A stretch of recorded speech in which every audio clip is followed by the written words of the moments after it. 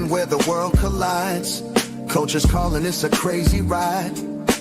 Music's pumping, food's on the plate. We're vibing here, let's celebrate. Echo and Essence, we keep it real. Talking about the way we feel.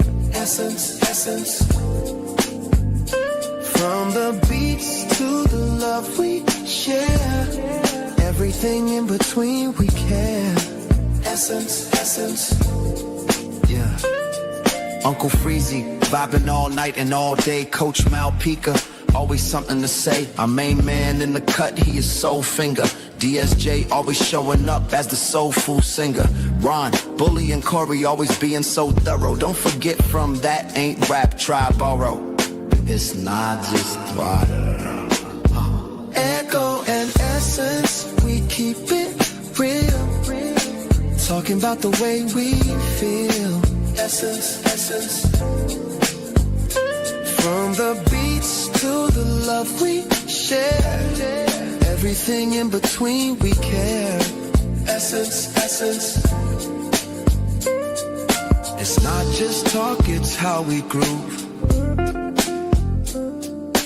Life's a rhythm, we all move. Spin the wheel, what's next to see? Culture flowing endlessly. Echo and Essence, we keep it real. Talking about the way we feel. Essence, Essence. From the beats to the love we share. Everything in between we care. Essence, Essence.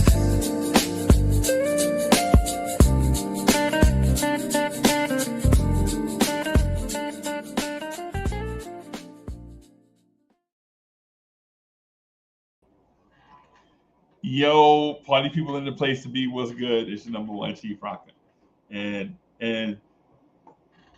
I have a topic I want to talk about. I just got off the phone with one of the dear homies, right? And so I had a specific topic, and I just had a conversation, man. It just kind of set me to the side, right?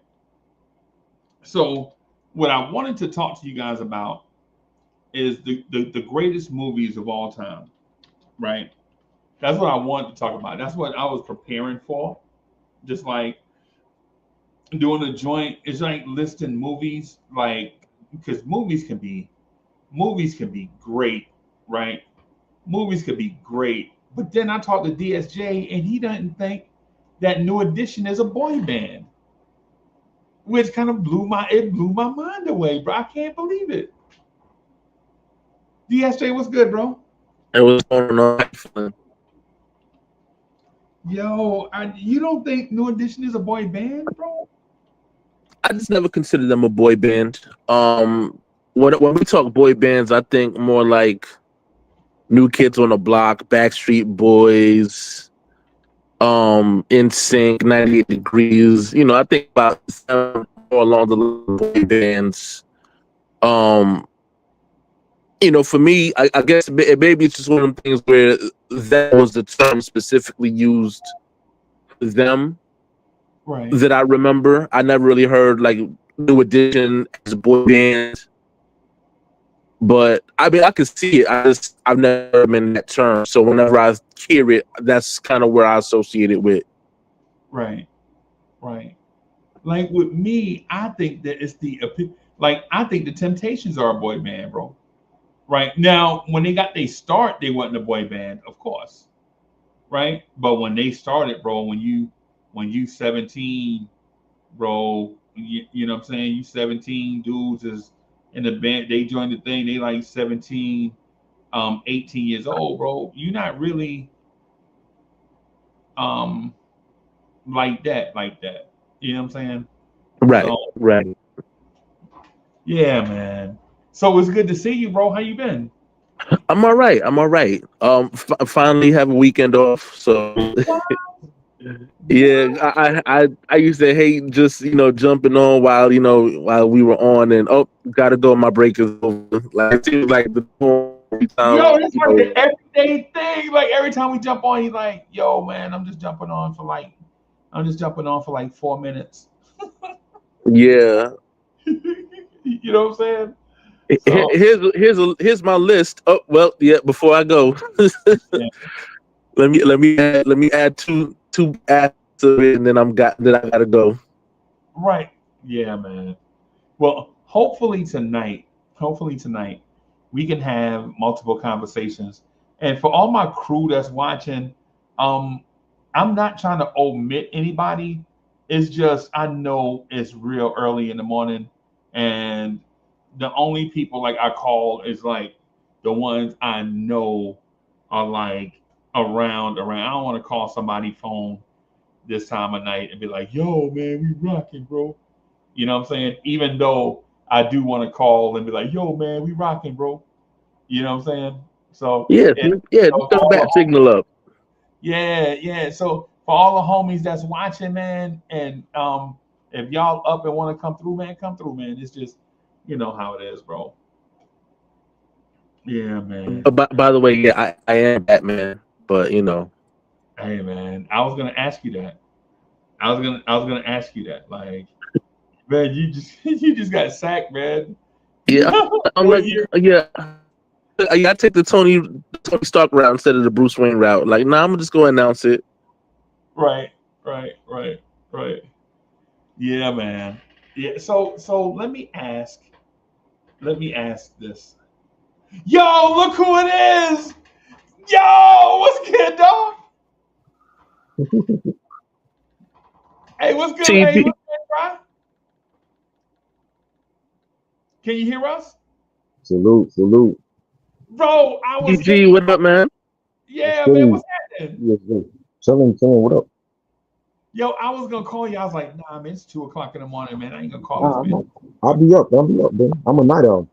Yeah, I know now. Okay, bet, bet. Yeah, man. Yeah, man. I was like, man, I don't know, bro. Should I text him? And then it was Yeah. like, oh, weird. And I was like, fuck, yeah, I ain't gonna do. You know what I'm Right.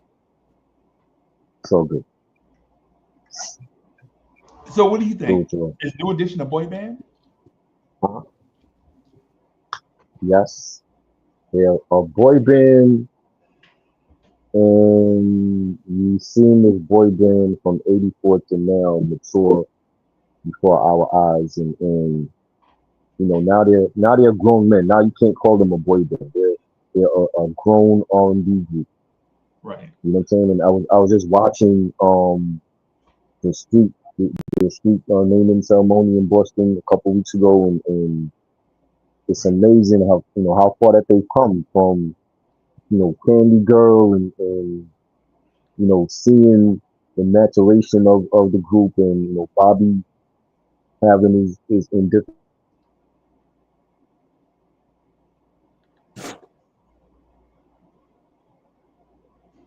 for any Oh, Heartbreak album, and then you know what I'm saying, and then like he comes back, and Bobby comes back, you know at the height of his career, he comes back, and they do Home Again in '96, and all hell breaks loose, and they going at it, and then they were maturing, they got older, and they squashed their beef, and they came back together, and they got their business right, and now to me, they're Hall of Famers. They need to be in the Hall of Fame. It's been 40 something years for them, and that is my favorite group of all time. Like I love other groups. I love Voice to Men, and I love Jodeci, but New Edition for me is my group of all time. oh, we about to argue tonight, bro. Yo, DSJ, we legit about to argue, bro. Uh, Yeah, this is a rocking issue too. Like next in wifey. You can find me in something no, about me, about no, me, bro. oh That no. is so corny, bro. Yeah, it's like Alvin and the Chipmunks, bro. And listening to wifey, bro. Yeah, New Edition is alright, bro. New Edition is definitely a top 400 band of all time, bro. No doubt, no doubt about it, bro. When you think about New Edition, bro, New Edition is definitely a top 250 R&B group of all time, bro. Wow, that No, is crazy. no doubt. I don't think there's too many groups that's better than them. You know what I'm saying? Like, I mean, Temptations, Four Tops, I probably would put ahead of them only because of the longevity and the impact that those groups had for like Motown. But for the '80s, like New Edition was that group. Like when Kool and the Gang and the Gap Band and Earth and Fire was like on their downside of their career, New Edition was ushering in a new era of R&B groups. You know, and you see the influence like from Boyz II Men and from 112 and Jagged Edge, like that's New Edition. Let me ask this too while I'm thinking about it. Do you put funk bands that became R&B groups in that category? Yeah. I don't put like Earth, Wind and Fire and Cool and the Gang and like the SOS band as boy bands. Those are funk bands, but like they were still out putting out music when at the same time when New Edition was coming out. Yeah. But they were like there's an expiration date for a lot of them. Like for Cool and the Gang, for me, I think after '86 is when they started to fizzle out, and then they had issues with JT. You know, with Gap Band after like '83, '84, they Yeah. started to fizzle out, and then there was a time when they were doing stuff in the '90s, but they were doing like G Funk because G Funk was so popular with Dre and Snoop. Yeah. You know what I'm saying? And but nobody was paying attention to them. And then you have like, you know, same with SOS Band and Cameo. So those groups are starting to fizzle out in like the late '80s. But New Edition was ushering in like the new Temptations style of R&B for male groups at that time. You know what I'm saying? And then you had God coming. I'm gonna say something that sounds like sacrilege, right? Uh, But I think Belle Biv DeVoe is better than New Edition. I well, know, and I know that sounds crazy, right? Like Belle Biv DeVoe. it don't. You know what? It don't sound crazy because that was those members after Bobby left when he went solo and Ralph wanted to go solo and they didn't know what to do and they got an idea that they should do a group together. And when they did the group, they the ones that was outselling their own group. Yeah. You know what I'm saying? As crazy as that sound, it's like who would have thought that BB would go multi-platinum? I tell you what, when the idea of it, I was like, nah. But when I heard Poison, Yeah. bro, when I heard Poison for the first time, I didn't know what it was. Like most people, I didn't know what it was because the intro. Remember, R&B songs at that time didn't have bussin' intros into the song, right? And so when you hear you're like, oh my god! And when you see Ron come sliding through, like, girl, I must. And then when you see that, you like, yo, these dudes is like legit trying to. And plus, I think New Edition has two great albums. Uh-huh. New Edition has two top 100 R&B albums of all time. Rank them where you want to rank them. I don't care if you put it 1 or 100, right? But I know two of them are in the top 100 all time, right? But bro, there are other albums, and you like.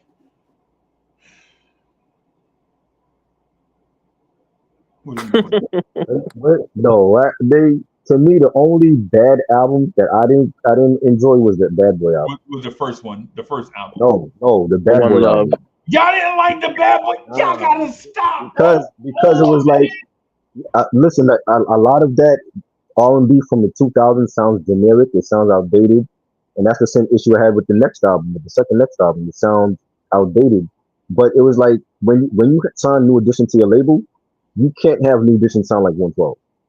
And there was a lot of songs on that album where they sounded like 112, and like that's two different groups. It did. It sounded like all the songs that they rejected from the Chapter 3 album. Yeah, They gave it to New Edition. exactly. Okay. It felt so, yeah, Puff is just in the booth, like, you know what? Hey, let them, they gotta sound like current R&B. Yeah, And that current R&B lasted for about 4 years. right. Respectfully, y'all haters, bro.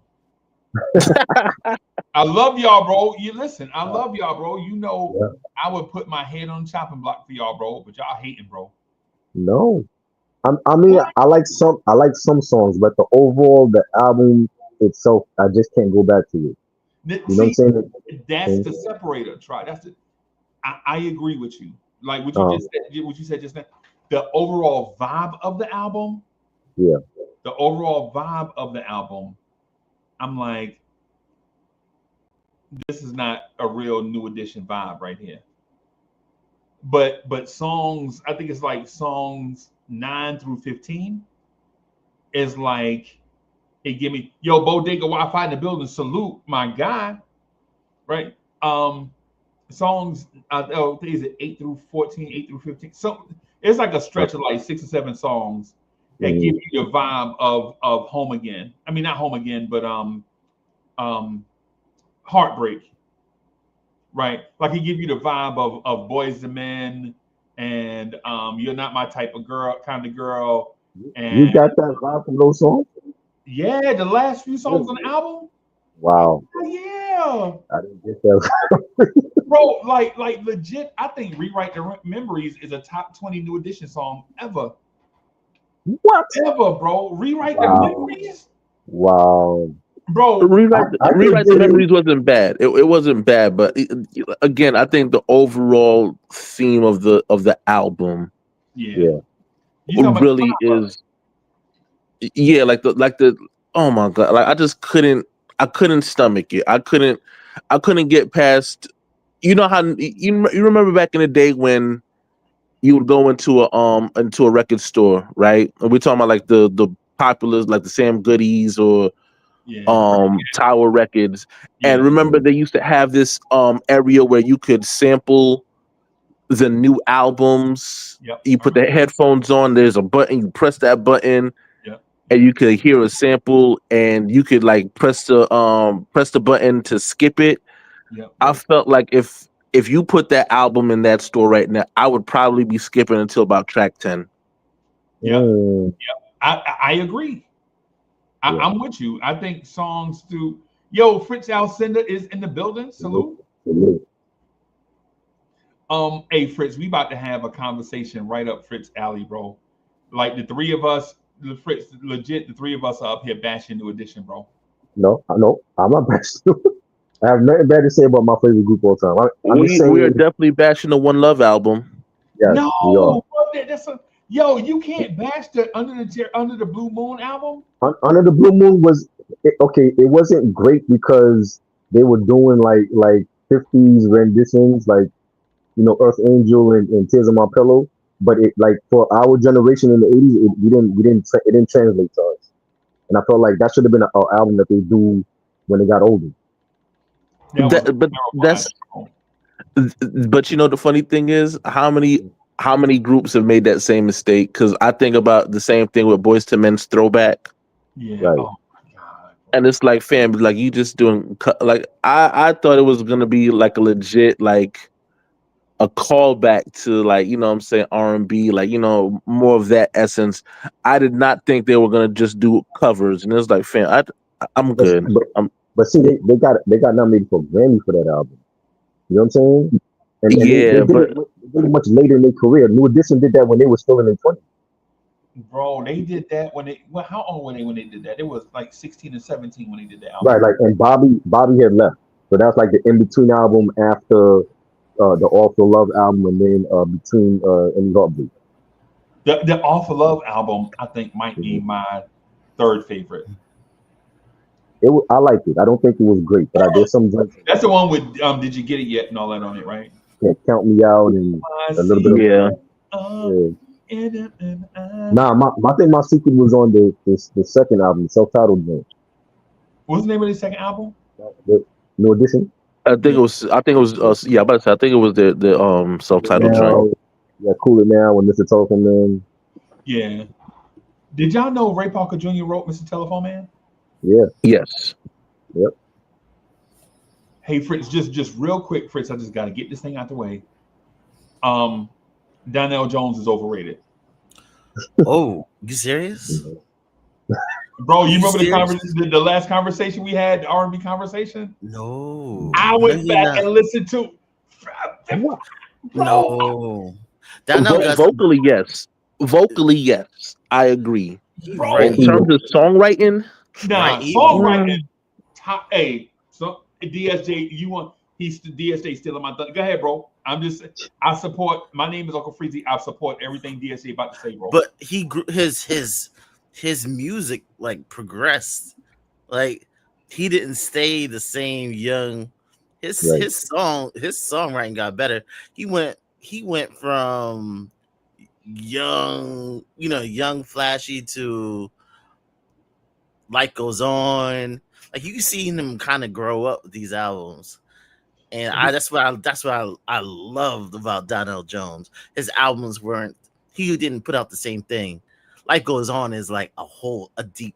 An adult version of it, bro. This is what I'm saying. When I say overrated, I'm not saying we thought he was fantastic and now he's trash. What I'm saying is we thought he was fantastic, but then now that I go back and listen to the singing, I'm like, maybe we should have got Keith Sweat to sing this song. But it's not about he's not smooth. He wants you to think he's smooth though. Yeah, he's not smooth. He don't have like a smooth voice. Like, yeah, he's yeah. So we agree. Yeah, he vocally he's not smooth. Donnell Jones is Babyface and Keith Sweat. He's in that category where he makes great music, fantastic music. But I guarantee you could find somebody else to sing his songs as cover joints and be like, yeah, you should have just gave that song up. Can you just come in as a songwriter? We should have got Jesse Powell to sing this, is what I'm thinking. Like, and when I say Donnell Jones is overrated, chat, everybody listen. I'm not a Donnell Jones hater. I like Donnell Jones. I'm grown and I still go to a Donnell Jones concert. Like, just sign me up. What I'm saying is, the other day at work we doing training, right? So everybody doing training modules. So I got the Donnell Jones albums playing, like all of them in a row, like no skips, no nothing. I'm just listening to the entire all of Donnell Jones music I got, and I'm listening. I'm like, wait a minute, he not the singer. And mind you, when I say I'm playing it, I'm not playing it on my phone. I'm playing it on a stereo, right? So I can hear the nuances of his. You know what I'm saying? Mm-hmm. Nah, he ain't the guy we thought he was, bro. Not vocally. No. He's like Keisha Cole. Like Keisha Cole, like her voice is not the best, but like it's not the voice. It's not necessarily voice quality you listen to. But I didn't think that at the time, though, is what I'm saying. I'm saying at the time, I thought he was. Right? Like y'all probably knew that at the time. I didn't realize that at the time. Right? But now that I go back and listen to it, like, you know how you have your stereo playing and you got your fine to your stereos got highs, mids, and lows and all that. You can hear every instrument. You can hear all these things. Nah, he ain't. He not Glenn Lewis, bro. See, I saw him live at Rock the Bells and he sounded great vocally. You know. Was it inside or outside though? Inside. It was at the Convention Center. Okay. Wow. Yeah. Glenn Lewis? Nah, Donald Jones. I know, but Uncle Freezy putting like Glenn Lewis like he elite. Nah, I'm not. I'm not. Trust me. Like I think elite vocally, Glenn Jones, elite vocally, Anthony Hamilton.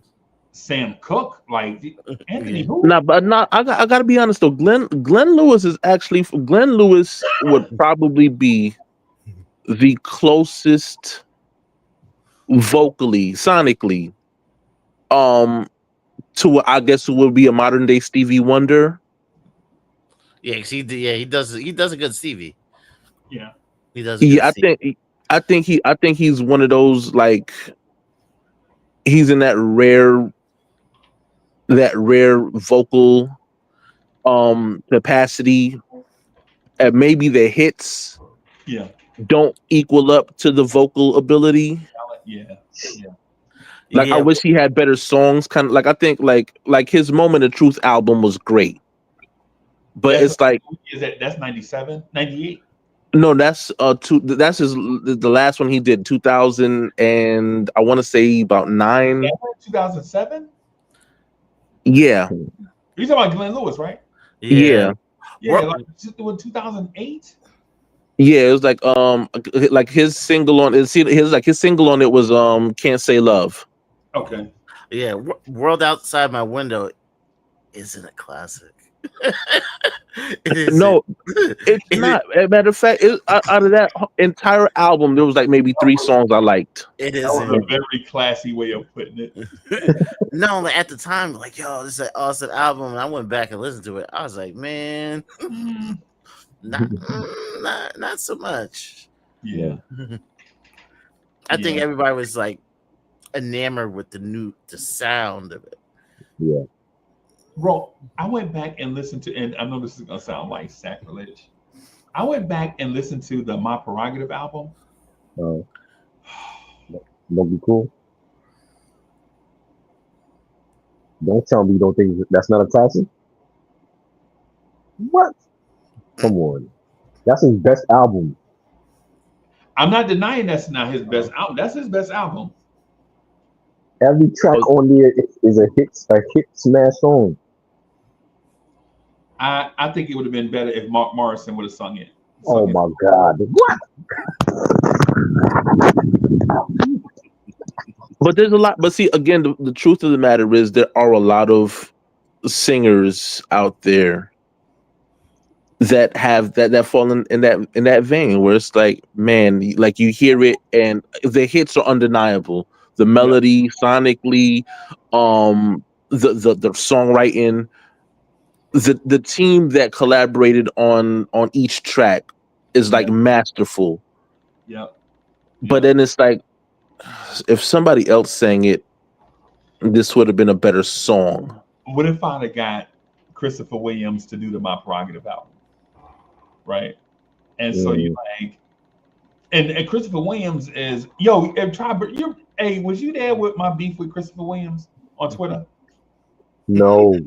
I know how you feel about him though. Bro, I'm heartbroken, bro. Uh, That was my man.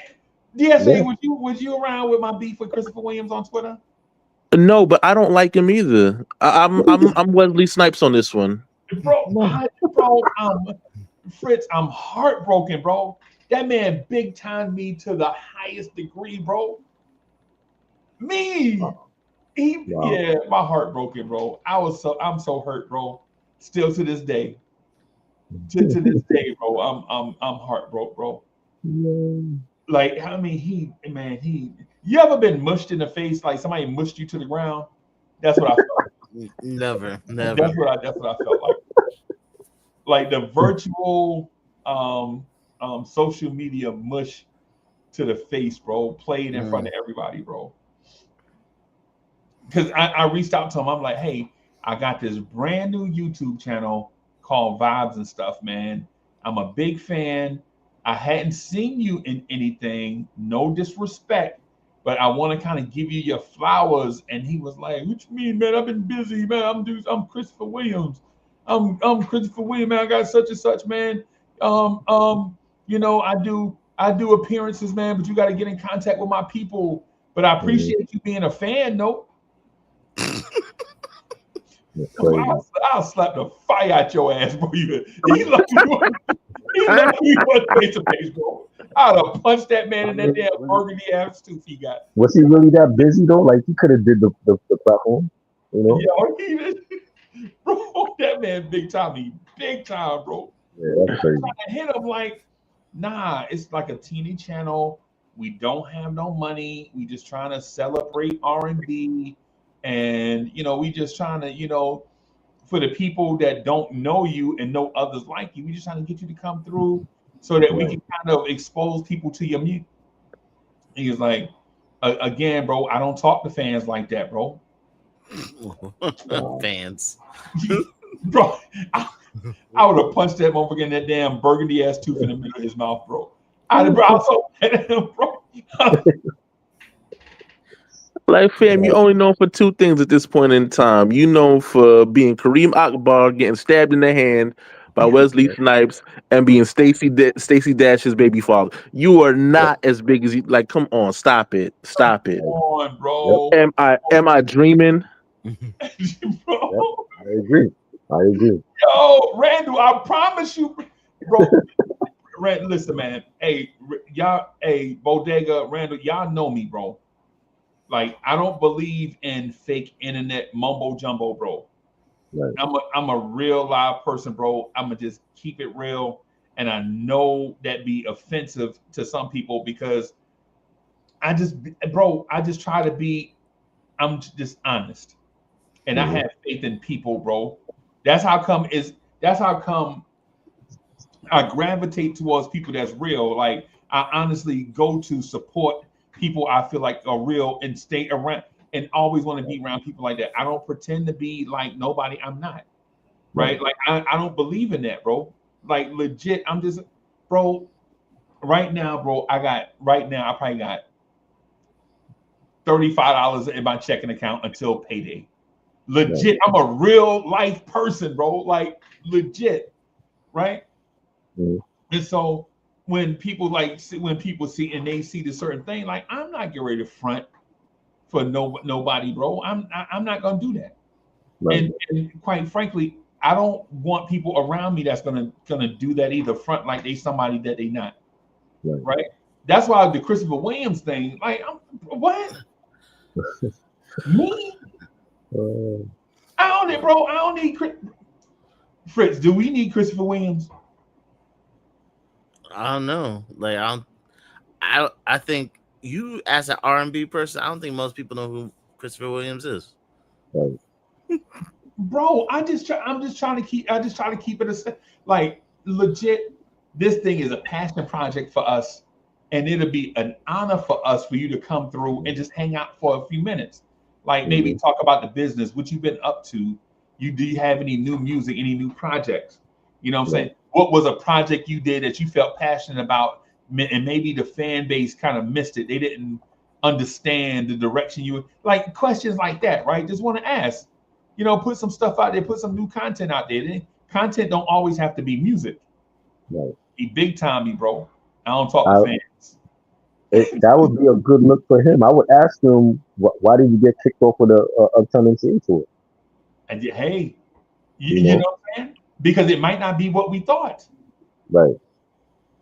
Maybe they wasn't paying right or something. Yeah. But it broke my heart, bro, because I've been a Christopher Williams fan since day one, bro. I was never that big of a fan. I listen when Am I Dreaming came out, you know who I thought that was? Johnny Gill. Yeah. Oh wow. Yeah. It's let me tell you something. When hearing him and listen to like first heard it. Huh? I thought it was Aaron Hall when I first heard it. Nah. Aaron got a way different sound. Aaron is more in the range of like a Stevie. Now he's not singing like Stevie, but he's more in that range, and that like kind of like baritone gruff. It sounds like Rub You the Right Way. A Teddy P sound? A little bit, yeah, kind of like that heavier voice. Yeah, that's what I'm saying. Like initially, I thought it was Johnny Gill because I thought it sounded so much like Rub You the Right Way. Yeah. So that's And why I initially thought it was Johnny. Like, damn, Johnny got a lot of these songs like this. Then it was like it was Christopher Williams. Like, it was. I'm a Is Christopher Williams a brother like Johnny, or is he like? It's funny how many people like I hear him and I immediately like think, yeah, you gotta be dark skinned or something like that. So when Yeah. I seen him, I was like, man, this ain't. Hey, nah, I said Christopher Williams. Who is this guy? right. You showing me I'll be sure. I'm looking for Christopher Williams. I mean, on the same They're movie. like, no, this is Christopher Williams. I said, nah. With that skin tone and that voice, nah, you lying. You're telling stories. Bro. Y'all be doing light skinned dudes dirty on here, bro. Nah, but it's not me. Listen. You want to blame somebody? I tell you who to blame. Blame DeBarge. Bro, see what I mean, bro? See what I'm talking about? Blame DeBarge. I think DeBarge is better than New Edition, bro. vocally they're better, but I Yeah, think it's one of those things where if you're talking about hit for hit, Nah, not hit. yeah, they're not gonna compete. They'll last for about 8 songs. Ooh, 8? They'll last for about 8 songs, and then next thing you know, it'll be like, oh. I think they'll last for like 4 songs. Nah, not 4. songs. What? I mean, you got to think like Bobby DeBarge is the leader for like what, the first 2 DeBarge albums before L took over. Yeah, And once L took over, that's when they really made their hits. yeah. Because they got smoother. They got real smooth. Yeah, they wasn't poppy. They was like real smooth, bro. Mm-hmm. You know. Yeah. But I got a sense we got to do a top R&B groups of all time list. I feel like we got to do that for the people, bro. Because I don't know if New Edition will make it. New Edition is making it. I don't know what to talk. Next is not making it. New Edition will be on that list. Yeah, And next gonna make it, bro. So, for one album? No, I'm saying because here's the thing with R&B. There are R&B groups and then R&B singers, and I don't know. Next is just gonna make it off Freezy Memories. No, I ain't putting them over. No, I ain't putting it on there. They're not making it for me. I hate that. If they was waiting on a cab, I'll push them down, bro. Next, nah, bro. I would put intro on the list. Yeah, intro, definitely. Absolutely. Yeah, man. I would put y'all remember Sha? Yeah. I would put Sha on the list before next, bro. 2 albums? Yeah. No, I'm just talking about talent. Just talent. Vocally, Yeah, I would put Ideal on the list before next, bro. Ooh. Yeah, I would laugh. I would put Subway on the list before I put next. Wow, you hate them. You about to put Profile up there? You about to put Profile up there? Yeah, I'll put Profile up there. Silk is better. Also, Miss Mocha sent me a song today. I forgot the name of the group. Let me see. She sent me a song today, and I was like, "Yo, I forgot about them." Let me find the song she sent. Now I got a question for you though. I'll put Low Key on the list before I put. I got a question for you. Who do you dislike more between Next and New Edition? The thing is with New Edition is I don't dislike them. I'm frustrated with them, like how I'm frustrated with Christopher Williams. Right, like my thing is Christopher Williams. I'm frustrated with him because he one of those dudes that disappeared in his prime, and then when I hit him up later to ask him like, "Yo, what happened during your prime? Like you was going into your prime and then something happened," and he big timed me on Twitter. Now, New Edition on the other hand was going the Janet Jackson route. Like I don't know if y'all remember, Janet Jackson had albums out before Control, and them shit was trash. Right. And Michael Jackson had albums out before Off the Wall, and there was. You didn't like the Ben album?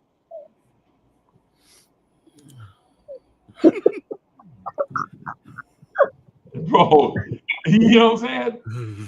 So it's like I understand like some if y'all remember Atlantic Star, they had Mhm. albums out before they actually found their hit. And then Tavares, a Mhm. penny for your thoughts, a nickel for your Right. kiss, a dime if you tell me that you like. They had albums out that had like joints on it, but it wasn't like they didn't bust out the box like Daz or Slave or D Train, or they didn't bust out the box. They kind of had to work their way to, you know what I'm saying? Mhm. And so I don't hate New Edition. I just think New Edition took a weird, winding road to success. And once they got a taste of success, they lost their mind. Yeah, Like, Bobby. Uh-huh. Yeah, Bobby. bro, Yeah. yeah, I just think they got a taste of success, bro, and they just they What lost was they supposed to do then? it. What was they supposed to do? Like once they made it big on their first album. What was they supposed to do? Not, but the thing is, I never thought they made it big on their first album. Well, they I were thought, getting robbed by Maurice. Maurice was robbing them. You know what I'm saying? right, But right. they were successful, and nobody thought back in '84 that they would still be here after 40 something years. And they have to go through pitfalls and have to break up and then made it back. A lot of groups don't make it back. Like people leave the group and they go solo forever. But they actually Like Cut Function. right. They all tried the solo thing and they had success with the solo thing and then they made it back as a group. That's the way it's supposed to be. Like Atlantic Star. Right. Atlantic Star is another group where they start off touring in a van. It's like 9 of them in a van, and they just touring. They playing just for the love, and then a couple of guys start writing the song and getting publishing. Now the lead singer mad because the guy that wrote the song is getting paid more than the lead singer, Mhm. and they don't understand the business. They don't understand publishing and all these. They don't understand that stuff. Like Right. Eric Sermon and Paris Smith. Like Eric Sermon didn't understand, like, you don't have to spend all your money on Cristal. You can legit invest your money like Paris Smith father taught him how to do. That's why in the Right. beginning it looked like PMD was robbing Parrish when all he was doing was being responsible for his money with his money. Like y'all Mhm. remember on one of the album covers, like one dude was like driving a Suzuki and the other had a Benz So, convertible. yeah. Yeah, Yeah. and you like, dang, this dude right here got my mom got the same car he got. His just newer, and then the other dude looked like a millionaire, right? Right. And you okay, but the New Edition thing, just full disclosure, the New Edition thing, I don't hate New Edition in that sense of I think they don't have talent because I think Ricky Bell is super talented. I think Ron is super talented and very slept on, right? Yeah. I think Viv is very, very talented in a Jerobi type way. Right. Like Mike can't sing, but Mike have an ear for the radio, Right. right? Like Mike is the one to be like, nah, that right there ain't gonna be Mhm. that one ain't it. Like we got to do something a different way. Yeah. You know what I'm saying? Like Mike is the business. Mike is the A&R business person. Like he know Right. what you can do to be successful, even if he can't do it himself. Right. If that makes sense, right? Yeah. But the thing is with New Edition is right when they finally got it right, they all broke up, which don't make sense. You finally got it right, and your next decision is everybody split up. I think that was more of the tension in the group, and then bringing back Bobby. While Johnny was there, like they didn't know each other, so it was like it's egos. You have 6 people in the group. There's gonna be egos, and I think that's what it was. But I think they older now and they realize that it's their mistakes when they were younger that they wasn't trying to do. I just think they lazy, bro. But they Rick James, bro. They lazy. No, I don't They see they, that. they MOP, bro. They lazy, They, bro. they got new management. Like the management was able to get them the residency at Vegas, and doing more tours and stuff. And I think next to them is Rock and Roll Hall of Fame. I mean, they got their Hollywood Walk of Fame. You know, they got their street name, and I think Rock and Roll Hall of Fame got to be next to them. Bro, they should have been there 10 years ago, but you know why they They ain't should there? have been. They lazy. But I mean, do you blame them or do you blame the Rock and Roll Hall of Fame? Then? I blame New Edition for not having, bro. Even if think about this, even Fritz will know what I'm saying. Fritz, even like people with work ethic, right? Even if you're not working together, shouldn't you at least have catalog of content that say at the drop of a dime you can at least go in the studio and produce something? I was just confused around that time around. I wasn't sure who was in New Edition and their connection to like Belle Biv DeVoe. It was just confusing for me. They did the Wu-Tang Clan thing before Wu-Tang Clan. People give Wu-Tang Yeah. Clan the credit, but it was actually New Edition. Right. Yeah, I was just confused. I was like, I don't know what's going on. They're all related somehow. And then people thought they broke up and they were beefing, but they broke up. They wasn't beefing, bro. Bobby left the group and Ralph was singing demo tracks on Bobby album. Right? Like they legit broke up and all the New Edition artists was doing songs on BBD album. Mhm. Right? They got I think what's the song? Words of the Mother with all of them To the on it? mother, yeah, that's on the remix Yeah. album. Yeah. But that was like when that came out, they were telling the public like look, we're officially back together without because this is before internet. So it's like that was like they were announcing that they're officially back together. Yeah. That was 1990 and they ain't put out an album until 96. Right. Yeah. That's I mean, what they I'm were trying- still that's doing what their I'm saying, song, bro. you know. But to be fair though, at that time though, a lot of like the back and forth and even a lot of times when you find out after the fact when there's like that long hiatus, Mhm. a lot of that is that overseas market, like touring in the overseas market, Okay. and then like okay, well we still got to carve out studio time and get together for chemistry, but then here's another booking overseas Yeah, you still getting because that money. because that market is huge when it comes down to like nostalgia acts and R&B because they're a little behind in terms of the current market Hey, in current sound. can I say something to you about the overseas market? Yeah, sure. What I learned about the overseas market, and this is kind of like a little Lawrence Tierney thingy. The overseas market is kind of more loyal, like to me and Lawrence Tierney, right? Like I got like Lawrence Tierney legit has a lot of subscribers from overseas, bro. Like a lot of I wish I could put the stuff on the screen, but I ain't want to share all that stuff. Just take my advice for it. Like the overseas folks, they like legitimately treasure the artist, right? Like some because what I found is like even when I saw Alexander O'Neal's Unsung, like Alexander O'Neal could still go back up and they still love him as if nothing ever happened to him, nothing ever. But over here, they like, yo, what's your new song, man? What's your new stuff? You got something new? Well, if your old stuff, shit, I'm gonna go listen. I ain't why I'm gonna listen to Alex when I can go listen to Tevin Campbell.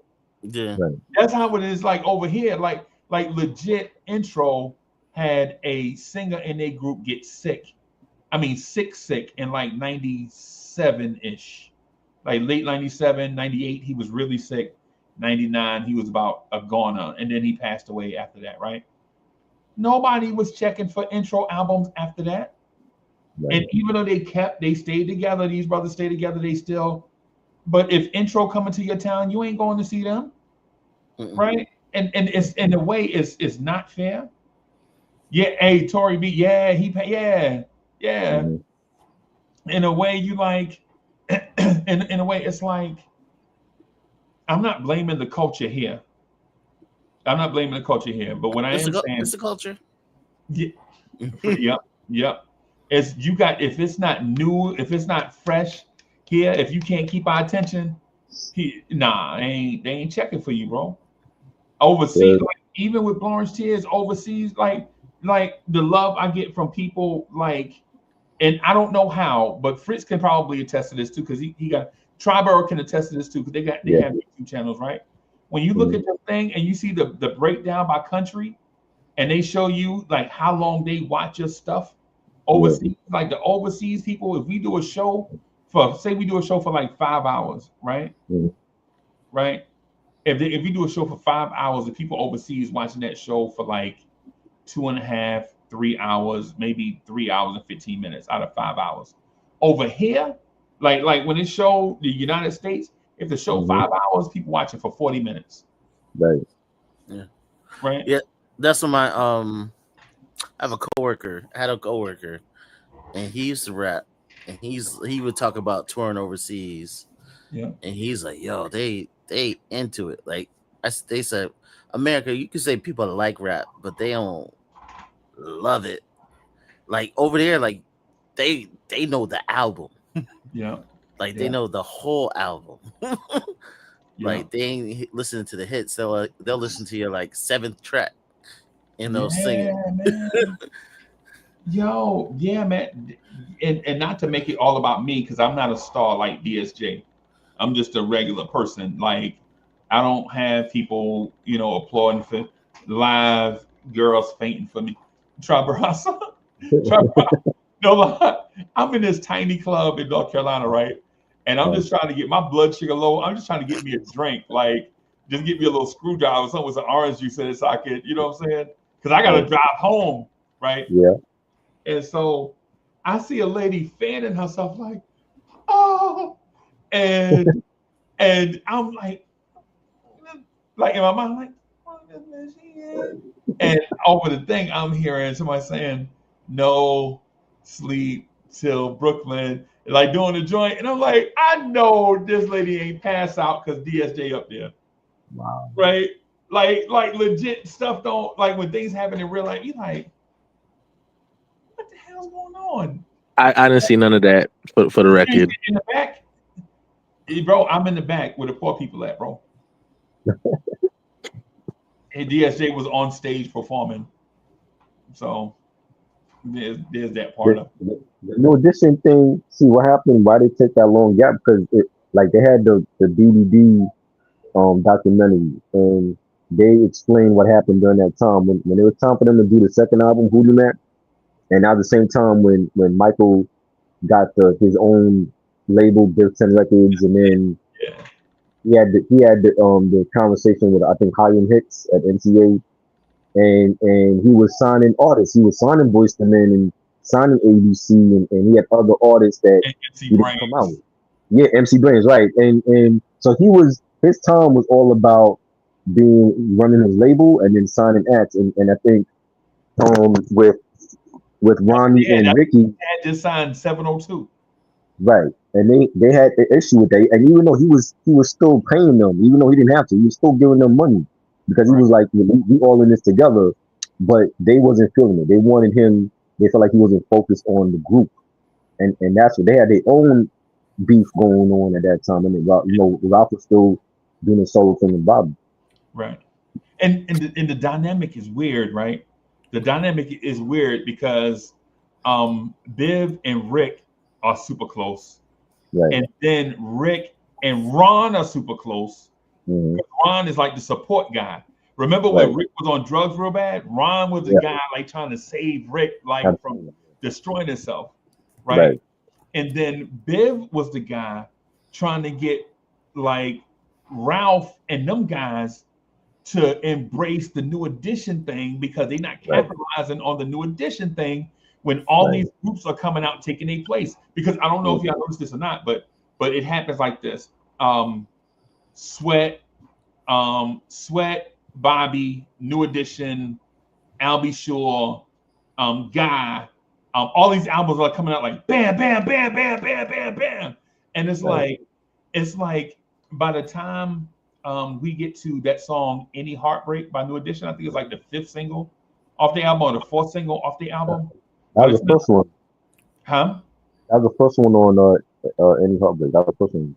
Nah, their first single was Not My Type of Girl. No, that was after. Nah, bro. I promise you, bro. No, that was after. Nah, bro. Hey, Tell bro. me. I just They, watched the Jimmy Jam. I just watched the Jimmy Jam um interview when he's talking about how he he did that. made a mistake then, because I mean I remember it being it was if it isn't love first, If and it I is think Can You Stand the Rain was second, Can and you say this? then Yeah.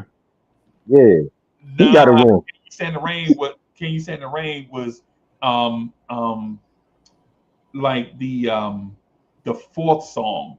They had two joints. I don't What's the one where they was practicing in the little practice hall If with it isn't love. If It Isn't that's Love is the first one, right? And then right. the second one is the one where they go from practice to going on stage performing, right? Not my Remember? kind of girl. Yeah, yeah. See, it was like in I a don't remember that being the second single though.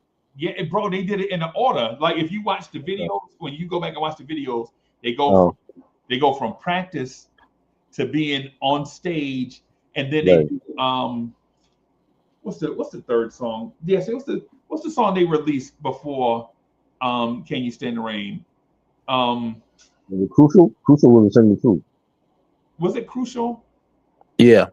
I think it might have been Crucial. Yeah, Crucial Love. Yeah, it might have been that. And then Can You Stand the Rain? And then there's Uh, a gap where we think that might be it for the album. And then Any Heartbreaks come out where they they had the remix. celebrate when they celebrating the end of the album. Yeah, they had the Like remix of that. yeah, legit. Any Heartbreak. Look at the video. They all No, celebrate. It's like a big party and all type of right. stuff. Yeah. So I think Crucial. Right. Yeah, Crucial might have been. I think Crucial was like the third. Might have been the third single, and then what's the name? Can You Stand the Rain? But I know when Okay. Can You Stand the Rain came out, No, the album had a whole different feel to it. It went from being like this a nice little album to hey, bro, this album is a classic. Like yeah. once Can You Stand the Rain came out, he was like, ooh, because I thought Bobby Brown got him. Because remember, Bobby had a bunch of hits, bro.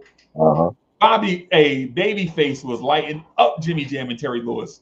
But then when Yeah. Can You Stand the Rain came out, and even though I love that song, Rock With You, Rock With You is not Can You Stand the Rain, bro. Right. It's not. DSA, how you like Rock With You, the Bobby Brown slow jam? It was fire. I was a bigger fan of Roni, but Mm-hmm. Yeah. I did like Rock With You. One of those songs again where it felt like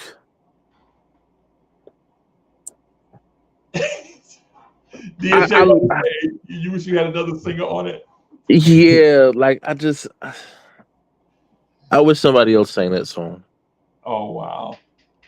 Wow. Wow. Hey, let me ask y'all this. Would y'all mind doing something for me, man? Can I ask y'all a favor? Yeah. I want to do a list of some of the greatest R&B songs of albums or greatest R&B albums of all time. Okay. Right. And I know we did this before. Right? I think we did like a list of the top 10. I legit Fritz, you got a few minutes? Yeah, I got a few. I want to do a list of the greatest R&B albums of all time. I just want to get y'all opinion on it. Right? Mm. Yeah. Let me ask y'all this. How good do y'all know R&B? Very good. Not the classics, like the classic albums. I don't know too many. Like I can't go back and say, hey, that was a great album in the '60s. I couldn't do it. Couldn't do No, that. I'm not asking. Yeah, we won't be taking that trip down the Motown lane. We're not going to Hitsville. Nah. I just can't see. Especially Like, considering the fact that 8-tracks and all that stuff. Like we're not visiting that for real. yeah, nah. Some of them albums back then they wasn't even that good, bro. They just had like hits on them, but they wasn't really that. So I'm gonna put the list up, but I want to ask y'all. Let me do this, man.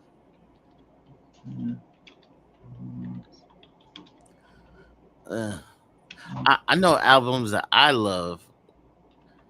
I know there's like albums I have that like people have never heard of. Oh wow, this is gonna be crazy. This is gonna be crazy. Oh, this is gonna be crazy, bro. All right, so as soon as I put the spreadsheet up here, I'm like, oh my god, this is gonna be bonkers.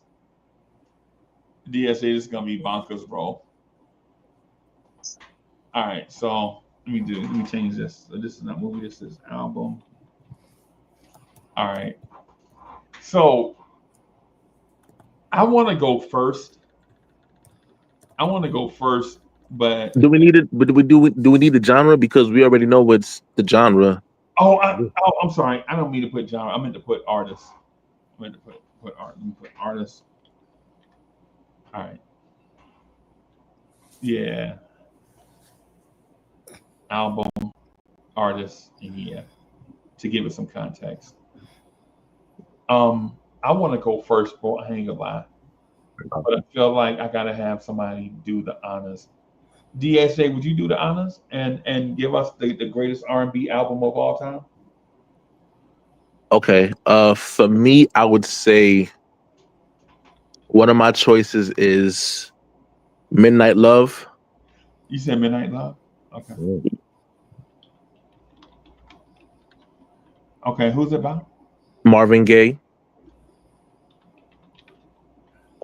And I think it's 1982.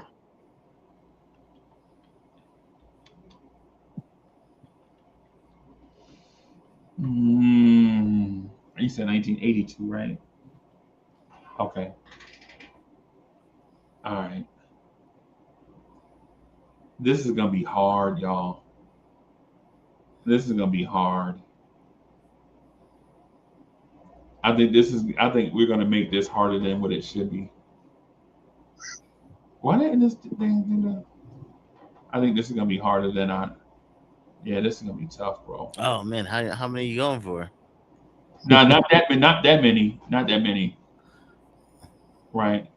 Probably 10, maybe even 8, because I don't think it's that many. I don't think there are that many great R&B albums. That's crazy. 8? Yeah. Nah, there's way more than 8. Oh, God, bro. R. Kelly got a couple of them. You know what I'm saying? R. Kelly got about four by himself. Yeah, he got a couple. You know what I mean? R. Kelly, all right, bro. Fitz, you got an album you want to add?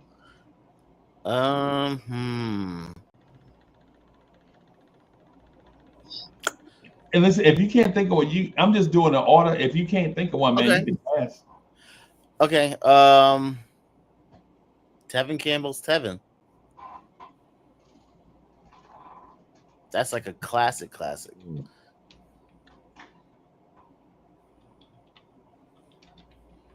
What's on that album? That's 93 or 90? 90. 90, okay.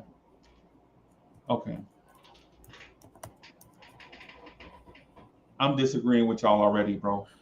Oh no, I'm sorry. It's the I'm Ready album. I'm sorry. I'm about to say I thought you meant I'm Ready. I'm sorry. It's the I'm Ready album. I don't know what I was thinking. That's what I was thinking, bro. You were thinking, tell me what you want me to do.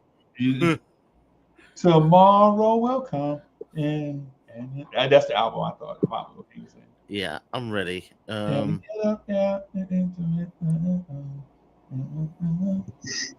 Yeah, that's the no skip album.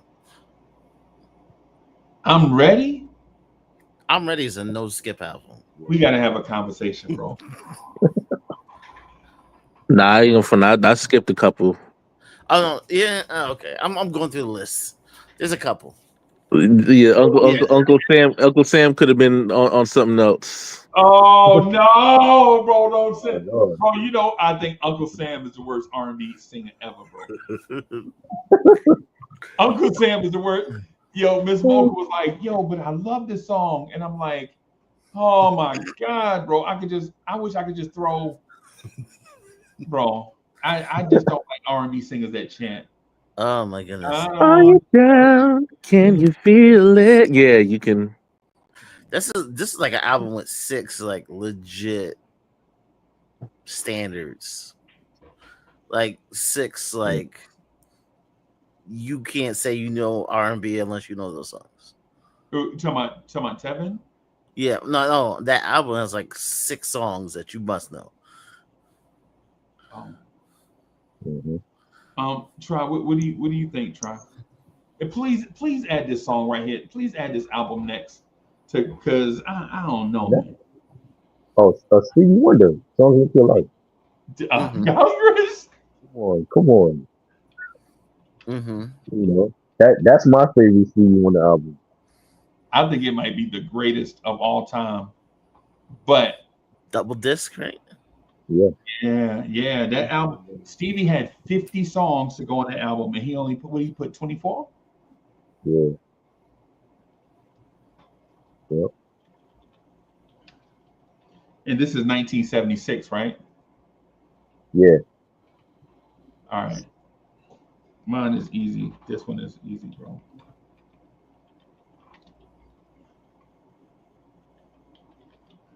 Mm. And I have I'm ready to argue with y'all. I'm ready to debate. If y'all don't think Janet Jackson's Control album is the greatest R&B album of all time, I'm ready to legit argue with y'all. Is that her best album though? Of course it is. You Is it? think so? It's better Over than Rhythm Janet. Nation? Yes, it's better than Janet. Over Rhythm Nation? Oh, I'm about to say, I think Rhythm Nation is. I think Rhythm Nation is more of the better dance album, yeah. Mm-hmm. but um, Control, bro. I won't put. Yeah, I'm about to say I can't put it over Control in terms of the R&B aspect of it. Right. Mm-hmm. And the Vel- impact of it. Can Velvet y'all? Rope. That's what I'm doing the debate. I'm not doing it in terms of it's a better album, but more in okay, like what are we looking for? We're talking about dance, if we're talking about the pop version of it, then yeah, Control won't have that conversation with Rhythm Nation. Rhythm Nation was a better pop album, but as Yeah. far as an R&B album, yeah, I think Control has that. I think the only thing that Rhythm Nation has over Control is there's a song on Rhythm Nation called "Come Back to Me," and I'm like, bro, okay, this is Janet and her bag right here. Yeah. Yeah. I mean, but where does so you saying like Velvet Rope is like 4th or down? I love that Yeah, one. yeah, Velvet Rope might be her. Yeah, That was a good album. because yeah, it's fourth probably because it's not better than Janet. Because Janet was killing MTV. The '93 album, bro. Yeah. You can keep that off MTV, bro. He had a lot of Randall saying, yo, Which one? no, I don't know, man. I don't know, bro. it's tough. Yeah. DSA, you got another one, bro? Yeah, I'm actually gonna stick with Marvin and say Mm-hmm. let's get it on. Ooh, Mm. you going for that long. Yeah.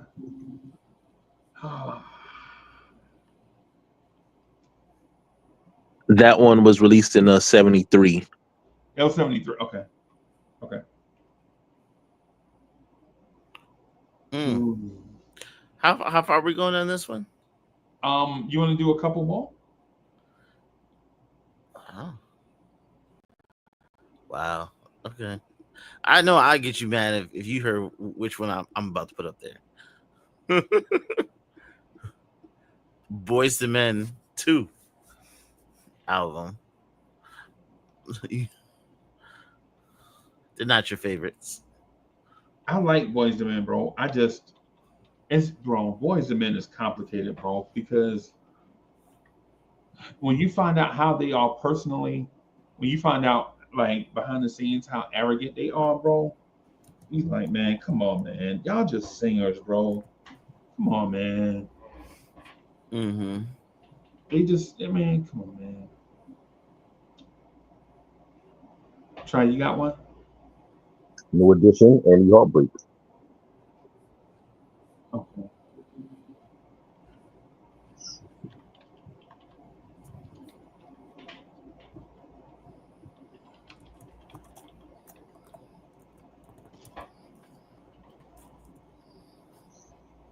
Oh my gosh, I got like 40 albums in my head right now. I got I got 40 albums in my head right now, man. Mhm. Um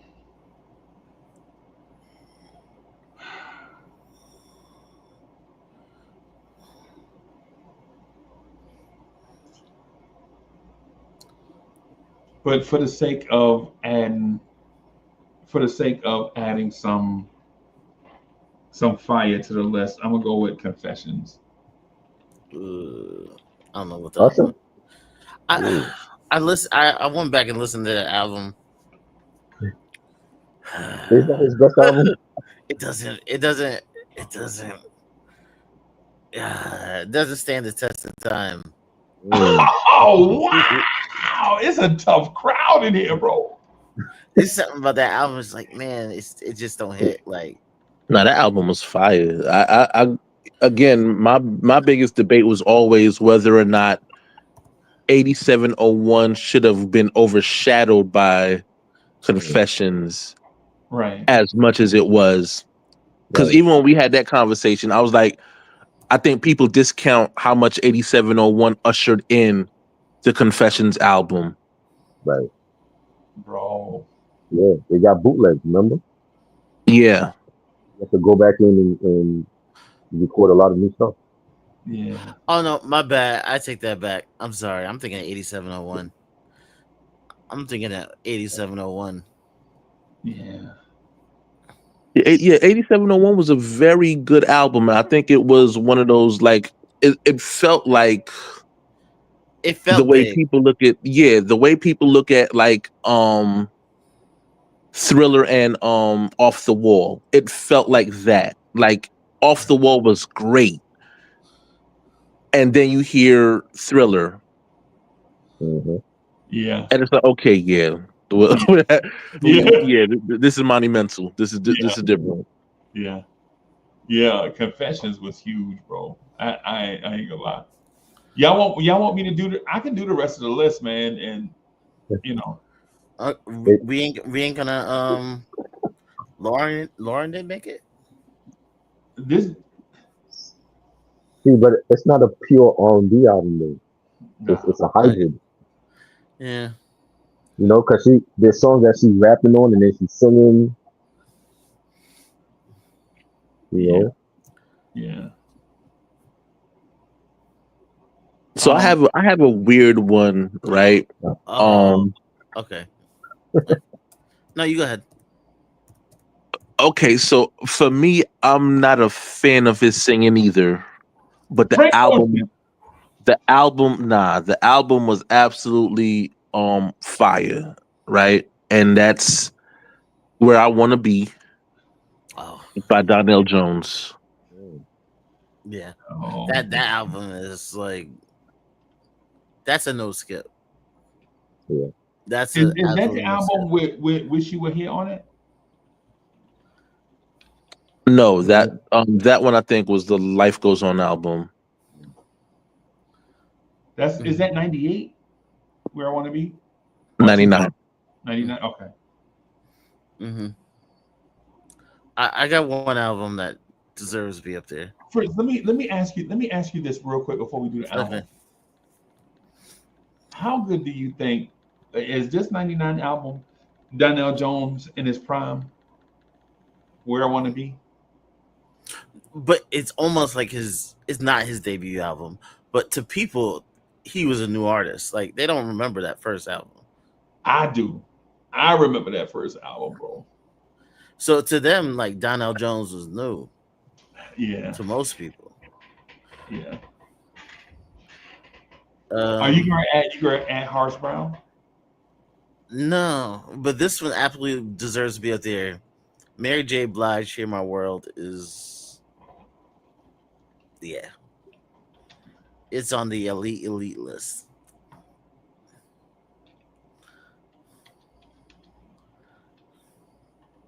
And what year? This is 2000? 97. Yeah. 97? Yeah. Okay.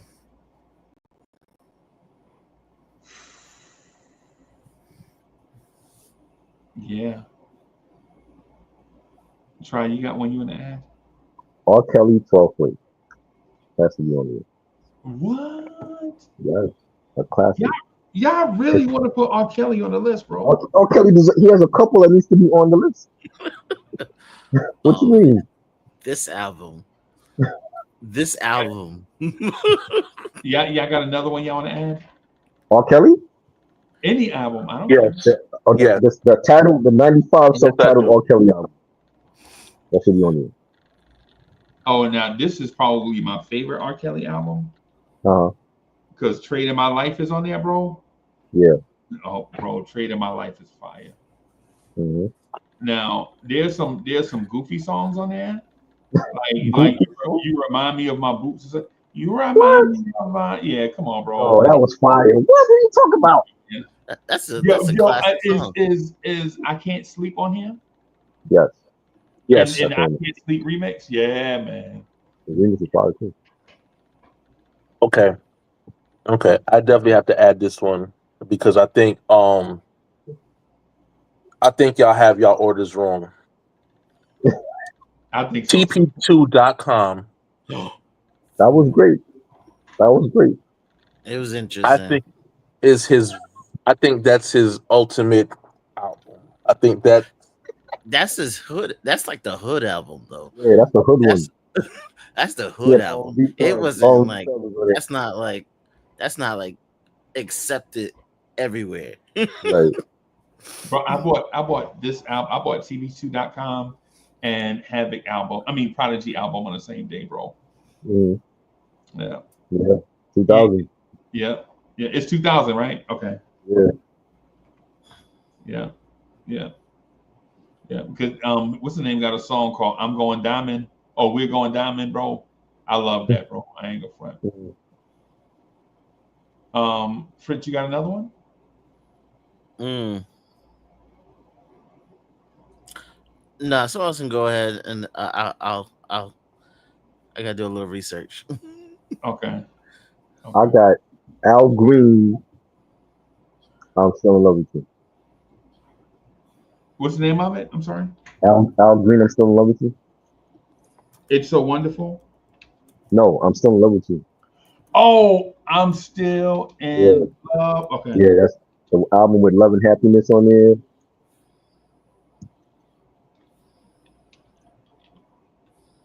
Well, that's 1974. That was 72. Okay. DSJ, you got one?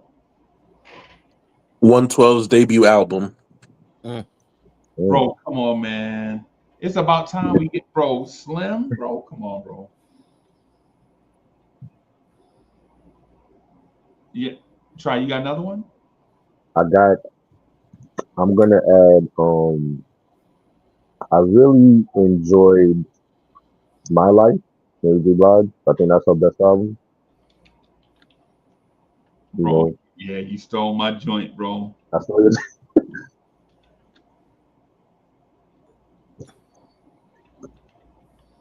And that's 1994, right? Yeah. Bro, very slept on. Now the song, the first few songs on there on the album, I'm like, but You didn't like it? once you get past that Keith Murray intro though, that Keith Murray interlude, bro, that album is fire, bro. They got So some. you wasn't a fan of like Bring Me Joy and Mary Jane? Right. No? Oh, those are fire. Oh, man. Right. Wow. I'm sorry, go ahead, Fred. No, like it's just they just had some songs that just. Well, you know what? I didn't think it was an R&B. I didn't feel. I don't know. It's been a long time since I listened to it. It just didn't feel like R&B to me. It was a little rough. It was a little rough for me. And to me, it's like a soul album. To Yeah. me, especially once you get past the Keith Murray interlude. It's hip hop soul. He's the queen of hip hop soul. Oh well, you know what? Good point. Good point. True that. One album that does belong to be up here is Diary of Alicia Keys. Oh yeah. Diary. The Diary Diary. of Alicia Keys. Is that the name of it? Yeah.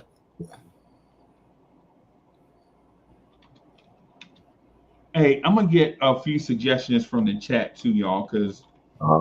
last time we did it, I didn't get anything from the chat, so I'm gonna grab a few albums from the chat too. What year was it? This is 2009, 2003.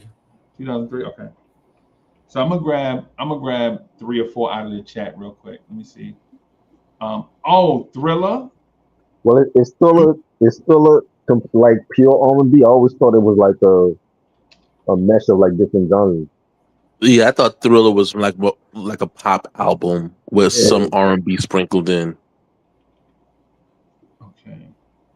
But I mean, hey, listen, it's their choice, so I completely understand. I just from my perspective, Thriller wasn't an R&B album. Does Purple Rain count as an R&B album? Hmm. Or is that more like No, psychedelic rock? no, that was a hybrid album too. I mean, Yeah, because there was so many elements of different genres. Right.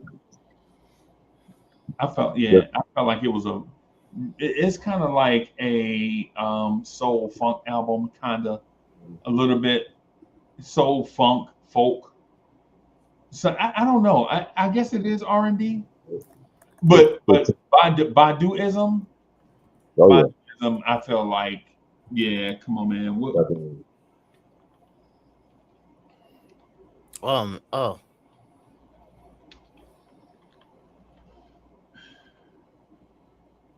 I'm gonna just add a couple, and I'm embarrassed that they're not already up here. yeah, there's a couple.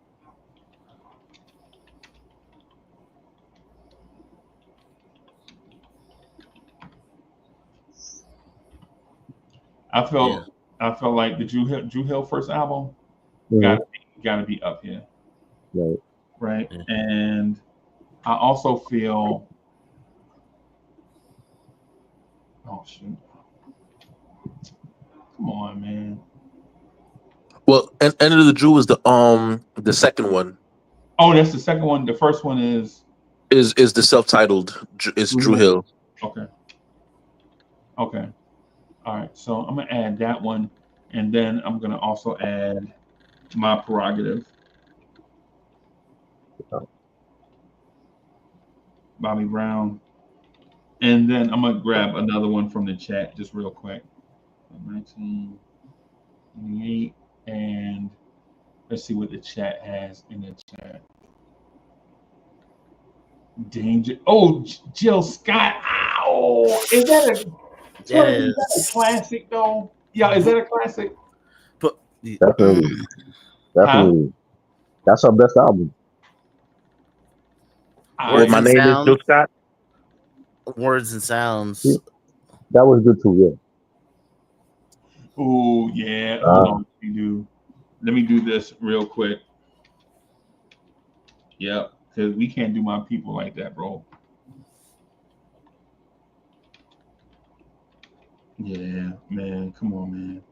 Hey, Randall. What year is that? That's Is that 73? Is that 73? Um, the Earth, Wind, and Fire album. We'll get the year. Okay. Um. We're still adding? Oh, so you said 75.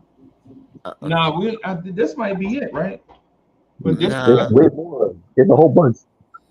Yeah, I'm about to say that. I got a few more I You could have add. D'Angelo. D'Angelo. Man. You should be on your list. Can I add Lovers Rock? Lovers Rock is definitely like a top.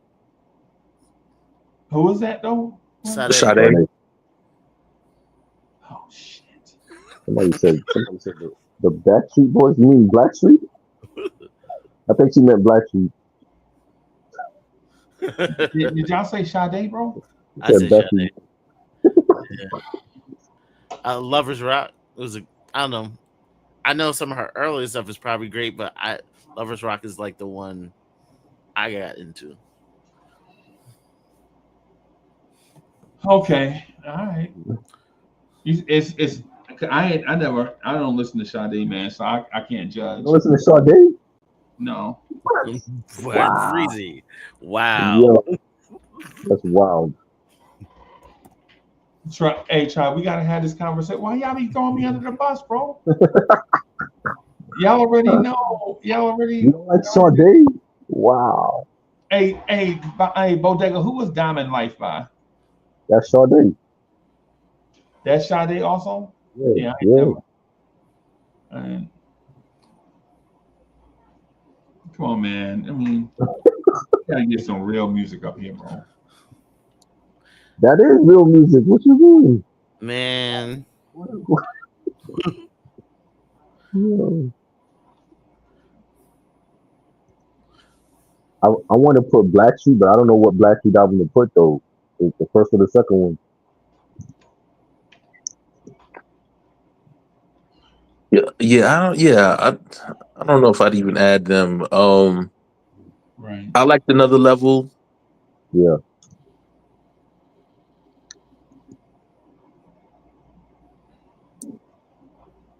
That's a hard one. Yeah. Sade made the list, bro. Yes. Anything can be on How's the list Sade now, not making the list? What you mean? bro. Yo. If Sade making the list, I'm putting this up here. I'm putting this up here, man. So they got like at least 3 classes that can make that list right now. If Sade make the list, bro, then Wow. this is making the list, bro. Uncle Freezy ain't into romance. Like That's a great album. Yeah, SW is good. That's a good album too. But Sade got like 3 classes that can make that list. Nah. Yeah, have you ever heard the Promise album? That was a great album. Well, to be fair, Uncle Freezy just admitted that he don't listen to Sade, so. Oh, okay. I don't because I like good music, bro. So how is he not good? I can't go into that bag of it. If you don't listen, you don't listen. It's like if I sat here and said John B got a great album, you sit there and say, well, which one? And I sit there and like name like Cool Relax. You'd be like, nah, I never heard of that one. Oh man, yeah. Great. I love his first album. If Sade made the list, bro, then a bunch of albums gonna make it, bro. Wow, Jodeci got well, that should be on the list. I'll be honest, I've had like 2 of their albums on the list. What Jodeci album would you put on the list though? The first 2, Forever My Lady and Diary of a Madman. Okay. You think John B makes the list? No. Nah. Cool Relax. I think Cool Relax is his best album. Cool Relax was good.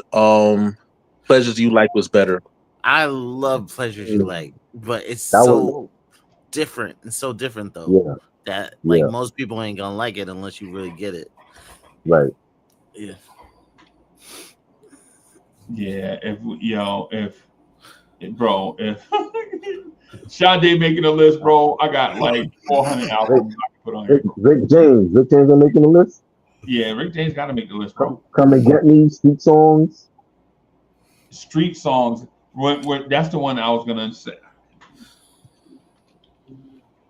That's the one with Super Freak and Give It To Me, Baby. When I was a young boy living in the ghetto. Yeah. Yeah. Bro, I think for this one, I'd put Brown Sugar on the list. Would you put Lemonade on the list? Beyonce? Is that her best album? I don't. Okay, so I'm gonna have to confess that I don't listen to Beyonce albums. Wait. Come on, bro. Bro, y'all was killing me about Sade just like 14 seconds ago, bro. I wasn't killing you. Again, remember, I'm the one that said, hey, listen, if you don't listen to it, I can't sit here and say anything negative about it. Oh my God. I don't listen to her albums in totality. I think the only one that I could say that I've remotely came close to was her debut, The Dangerously in Love, and that's not my choice. That was Right. You know what I'm saying? That was I was held hostage. Bro, When you entertaining a lady, you know what I'm saying? At the end of the day, she oh, I want to hear that album. All right. Right. bro.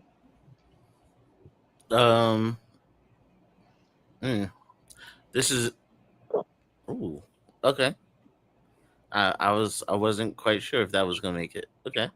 Yeah, I gotta put. We gotta put somebody new up there. You got to put somebody new. No, Like no, Ocean. but like her volume. I don't know which volume gonna make it. Volume 1 and 2. Volume 1 and 2. Wait. See, come on, man. See, Oh, just when the list get weird, bro, you gotta put you gotta put somebody new on the list. Freezy. If you hear this album, like, yo, that's the album you hear that album, you're like, yo, this girl's like, she's the future. She's the No, future. bro. We legit gonna put her up here before we put Music Soul Child or D'Angelo up here. I think she's better. I think she's better than music. I think she's better than Music Soul Child.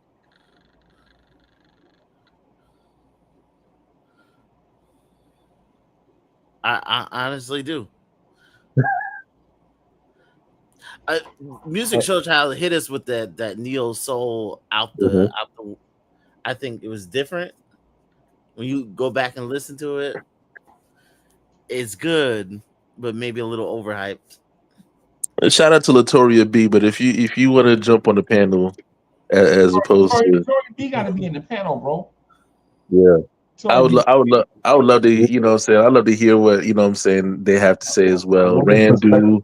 Yeah, we need a woman's perspective on this. Bro, I can't even, bro. Legit, we said her before we said Babyface Tender Lover. I was gonna pick Oh my god, you know how much I wanted to put that on the list. I was like, oh, let me just wait till everybody get this out. I was picking for the Cool in You. I think that's one of his best albums. Mm-hmm. I don't think it's better than Tender Lover. I think it's a good album. I do. I think it's a very good album. But I think his debut album was better. What hey, just real quick, what you said, volume 1 and then volume 2? It's like a dual. It mashed up into one album. Okay. So how many her albums you want to add? Though, is what I'm saying. Volume 1, Volume 2. The other two other ones are great, but those two are yeah. So,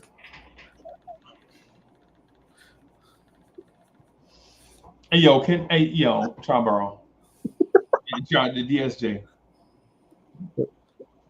Fritz. Let me tell y'all something, bro. Mm-hmm. I do not play when it comes to this R&B thing, bro. Like legit, I feel like I'm the R&B GOAT, right? Like legitimately, I see some albums, you know what I'm saying? I see some albums up here, bro, like the last two, and I'm like, never heard them. That's I question you because of that. But here's the thing, right? I could be questioned because of that, right? But here's the thing: how do we put those two albums up here before we put En Vogue up here? Yeah, En Vogue. How? Are you talking about how do we have the debut of Funky Divas? I agree. I'm not Bro? but I'm asking you, how is this up here before En Vogue? Is it before Tony Braxton first album, bro? I agree. Tony, that's always in my top 10. Bro, I don't know, bro. I'm legit about to melt down, bro. Bro, anybody ever heard the song "Hold On" by En Vogue? Yes. Like it.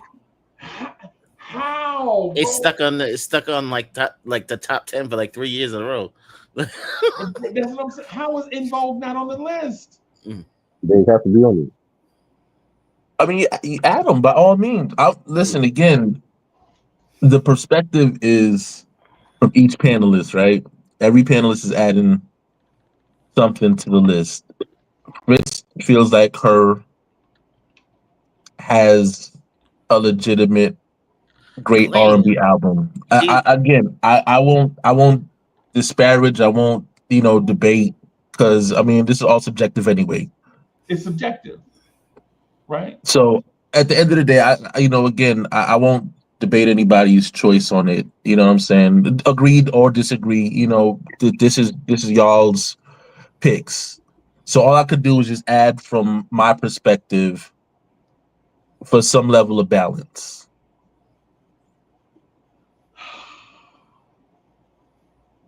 Now, I don't think that everybody new should be added to the list. I think because again, when we're talking about R&B art albums, would that sustain against some of the earlier ones? Like, would you put hers, Volume 1 and 2, against Mary's My Life and get a her win out of that? in the verses, Yeah, if we're talking about like track for track, their albums, would you see like, okay, yeah, hers absolutely bodying My Life or Share My World or What's the 411? yeah, it's different time. But again, you got to think when we talk about the greatest, we're not I think looking at I think specific it's time frames. We're talking about like just I think it's what. one of the greatest albums. I think it's like music changing. Like I think it's one of the greatest albums in modern history. And you may be right, right? Fritz may be right. I'm not disputing. I'm that's his opinion, right? Right. But somebody had the same conversation with me about Frank Ocean, right? Or Like, Orange, Channel Orange. yeah, and the one after that. What's the one after that? The one with Nike, the one with Nikes on it. Blonde. Yeah. I have never wasted $10 worth than I wasted on that Frank Ocean album, bro. I told you. Yeah, I couldn't do the blonde. I couldn't do couldn't do it. It was okay. Hey, DSJ, you ever argue with somebody so long and so passionate that they argue you to sleep, like you just doze off? No, but I definitely argued to the point of, you know what, I need a drink. Yes. I absolutely argued to the point of somebody get me a bottle and make it a double, please. Double. Give me a clean drink in a dirty glass right now, bro. Right. You know what I'm saying? I mean, or a dirty drink in a clean glass, however you want to say it, right? My thing is, when it comes to Tori B in a place to be, what's good? Good morning, gentlemen. Good Morning. mornings. Good morning, Latoria. How you doing? Hey, I'm how's it okay. going? Fritz, I'm can't gonna believe fight it. you, yo. I'm legit about to jump out the window. Fritz he be raising my blood pressure first with the Knicks and now this. Right, bro. Oh no. we can't be on here talking about greatest R&B albums of all time, and her music is not even 10 years old. And It's I'm not not. saying new people can't go on the list, but you gotta be like super amazing to She get is on the super top amazing. any art. I'm not saying her is not super amazing, but we don't know if her music is gonna stand the test of time. Like Right. when you go back and you look at albums like Thriller and Songs in the Key of Life and In Vogue, like you don't know if that's how you're gonna feel Born to about that album Sing, 10 years from now. I know 10 years from now that album is Born to Sing is it's not gonna on the be list, but her made it I- twice. Right. We cannot do that. No. we cannot do that. There gotta be some kind of criteria to what you're doing, though. It can't just be like, hey, this is my favorite album of all time and it go on the list. Is that what you're doing? Because I didn't it's click a on from the game beginning, because if it's a that's what we're doing, that's gamification. fine. Have you heard the That's album? fine. No, I haven't. And I'm not telling you that, and I'm not disparaging her or her music. No, but And I have don't you mean heard that the by her album? as in her name. I'm not saying that. I'm not disparaging her I because know, I but haven't have you listened heard to the that album? out. No, I just said no. No, Fritz, I haven't listened to. Has anyone here besides you listened to the album? I'm not saying the Nope. music isn't good. I just want to know if somebody else has heard it.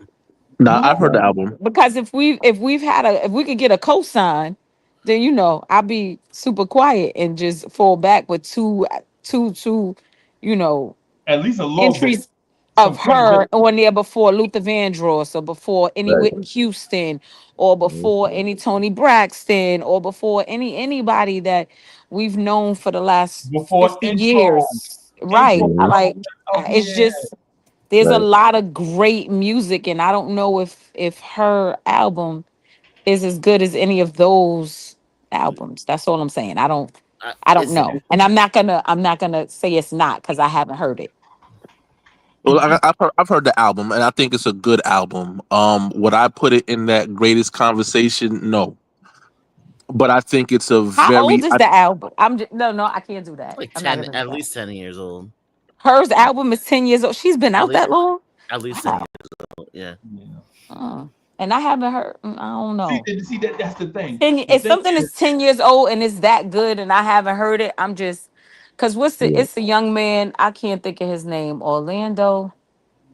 He's a Snoop's artist. They call him like the young like Marvin Gaye. October His album London. October London. October. His first album is phenomenal, but I Right. Yeah. wouldn't put it in the top R&B Right. albums of all time Oh, because 5 years from now, 50 people are gonna be in a room and only three of them are gonna have heard it. Because I don't know 20 people that know who this guy is. See, and right. see the thing is like I'm with Tory B because here's the thing. When Neo first came out, I was like, oh my God, he might be the next guy. I mean, they was legit playing his joints at Wimbledon and center court. Neo was Mhm. performing during international tennis matches. But Right. in 2025, where Neo at? Right. Like and I Kurt has and I wouldn't even 31 Grammys. I don't know it like even if something has fizzled out, right?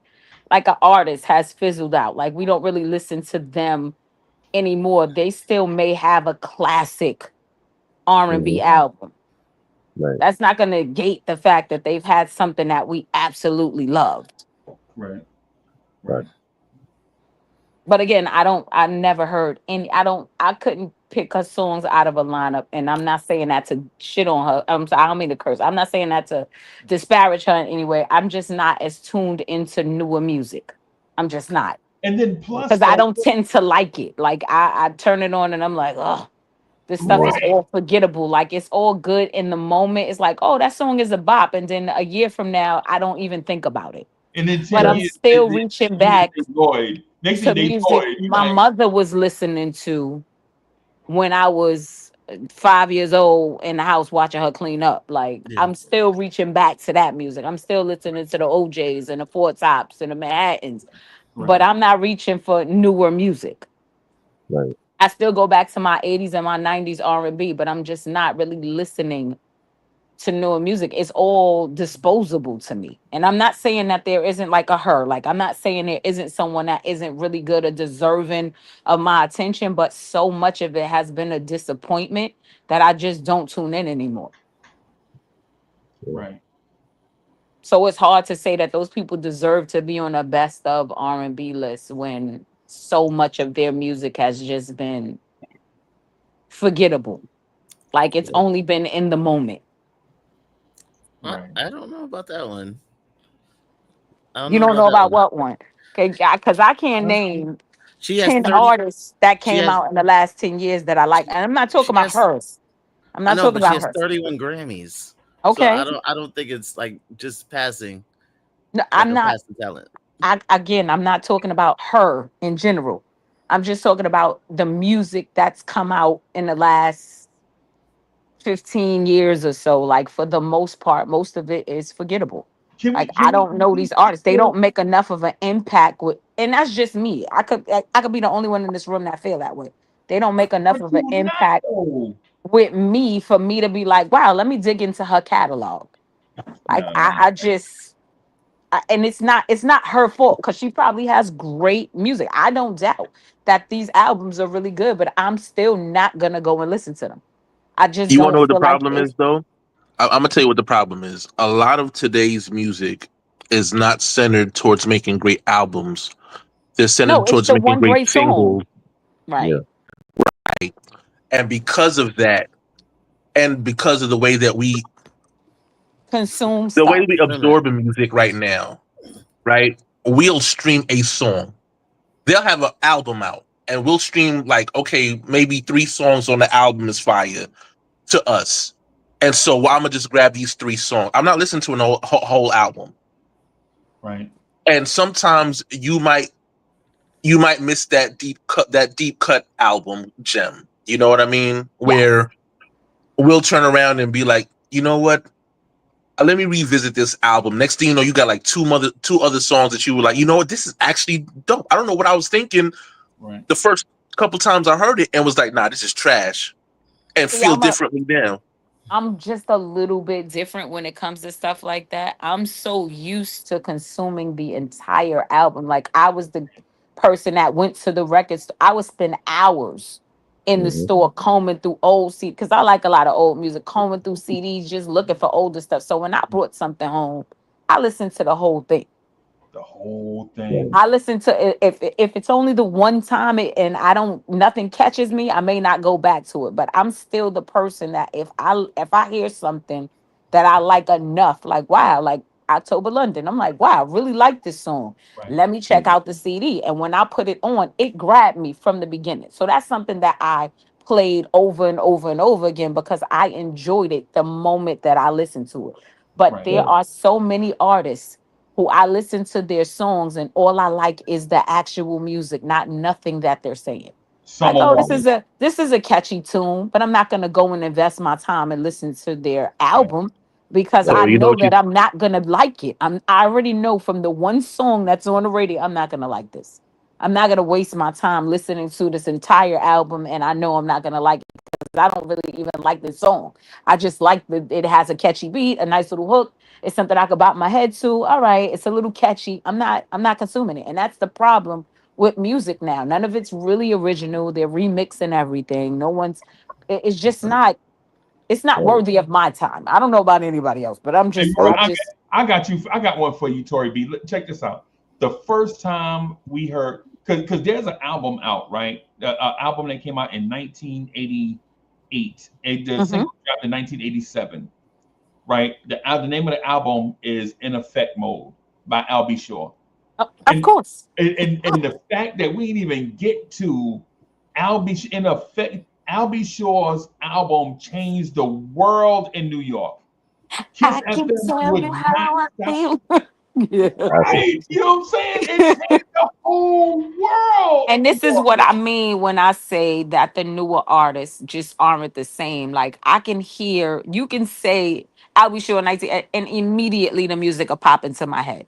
Like I remember where I was the first time I heard it, how many times I listened to, how I messed up the lyrics so bad. I didn't. Right. I was saying it completely wrong for years. Yeah. Completely wrong. Like I remember those things. Like I don't have those same moments and those same feelings with music now. Like the Right. first Right. time you heard Guy's album, and you're like, wow, this is amazing. This is Right. I amazing. don't have that same feeling about very much music now. Music doesn't move me like it used to. The Guy album. Not Oh my R&B anyway. And maybe I'm just not digging enough into the people or into who's coming out now, but I've been disappointed so much. I just don't bother because there's so much old music I can go back to and be happy with. I can live in my bubble. I, right. I I blame the Americans because literally, like the British have much better music when it comes to R&B. Right.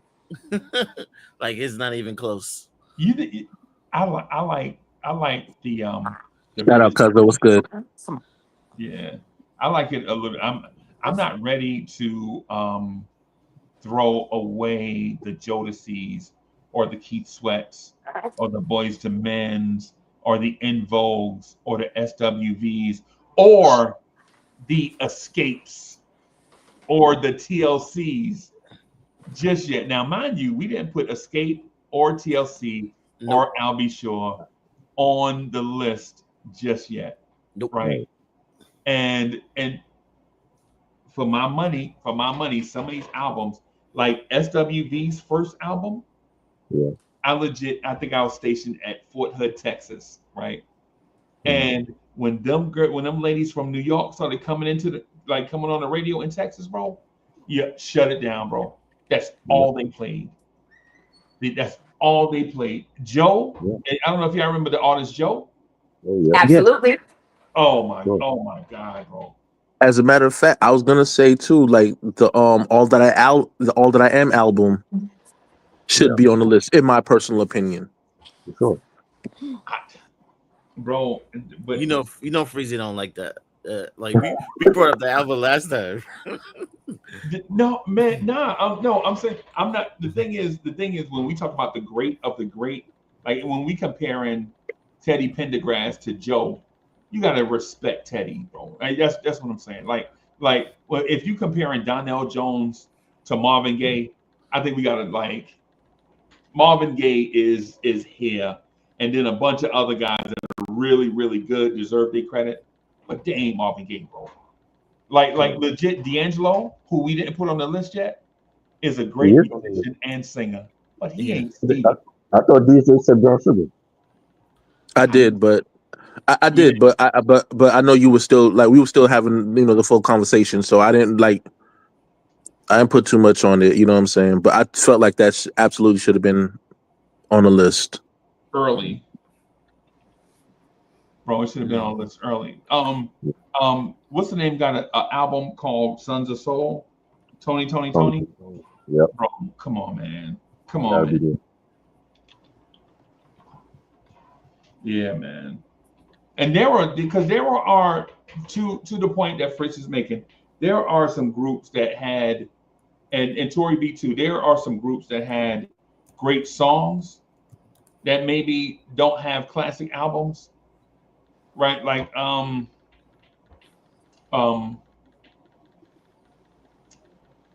Truth.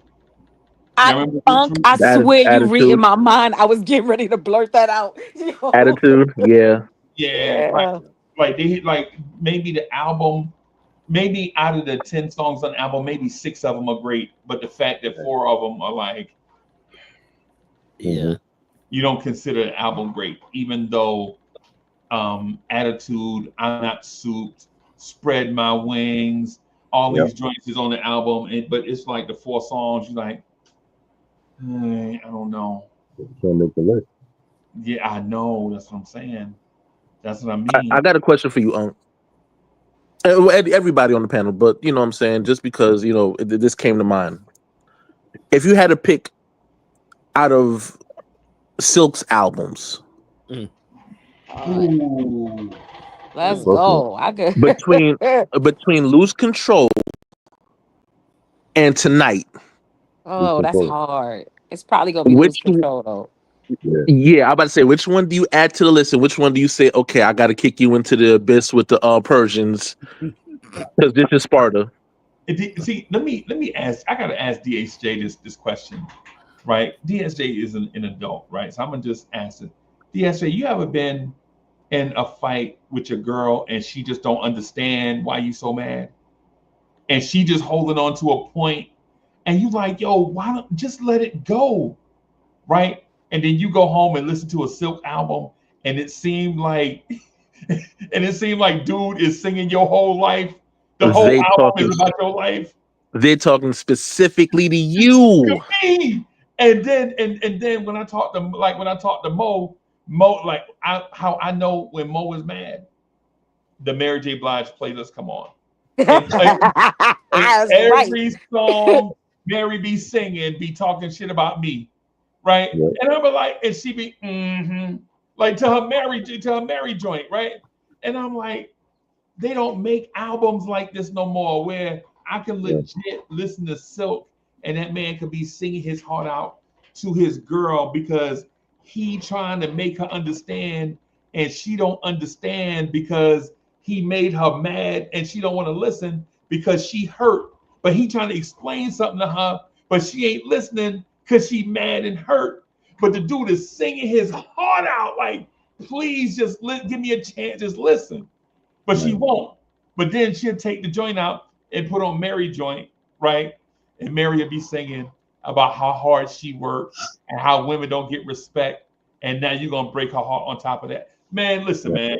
Hey, look, listen, I respect this artist, her, but she ain't married. That's how I don't care. You get it. Hey, she ain't married. Yeah, I'm sorry.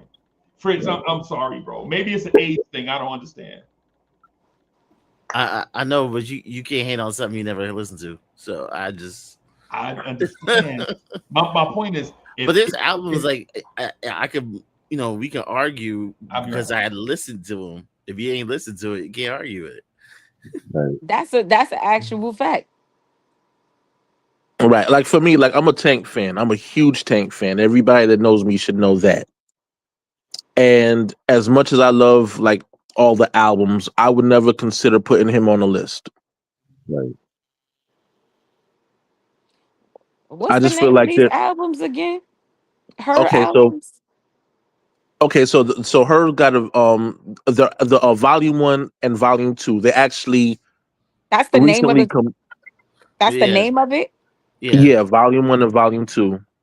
They combined it to where it's almost like how you do a double album, right? Mhm. Where there's like, okay, you know what? We're not gonna do the splits. We're just gonna make it a full, almost like a deluxe. Like we'll just throw you the whole thing, one pot. So now they have where it used to be the volume 1 and volume 2. Now they just combined it, so it's now like volume 1 and 2. Yeah. Like volume 1 is like volume 1 has a different feel than volume 2. Volume 1 feels more, I don't know.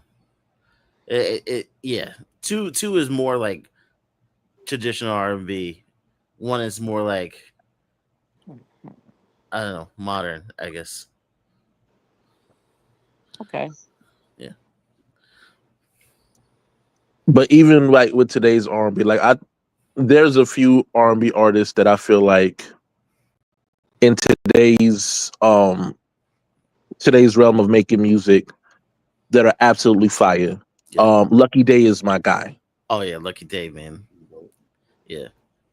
The Painted album, I would easily recommend. Like if you're not into him, I would easily recommend first listen.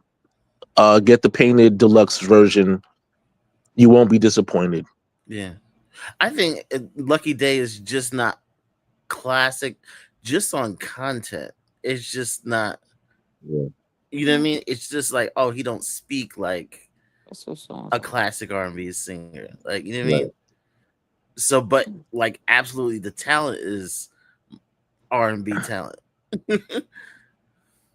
It's but like, I mean, again, it's like when, that's like yeah, that's today's R&B period. I think a lot of it yeah, really falls into that same category where you hear it and it's really for the moment, Right. but it's here today, gone tomorrow, and nothing really has that lasting effect and feel. Right. yeah, So there's a few artists that you'll get in between, but you're so saturated with the here today, gone tomorrows that you really don't know what is going to last till tomorrow.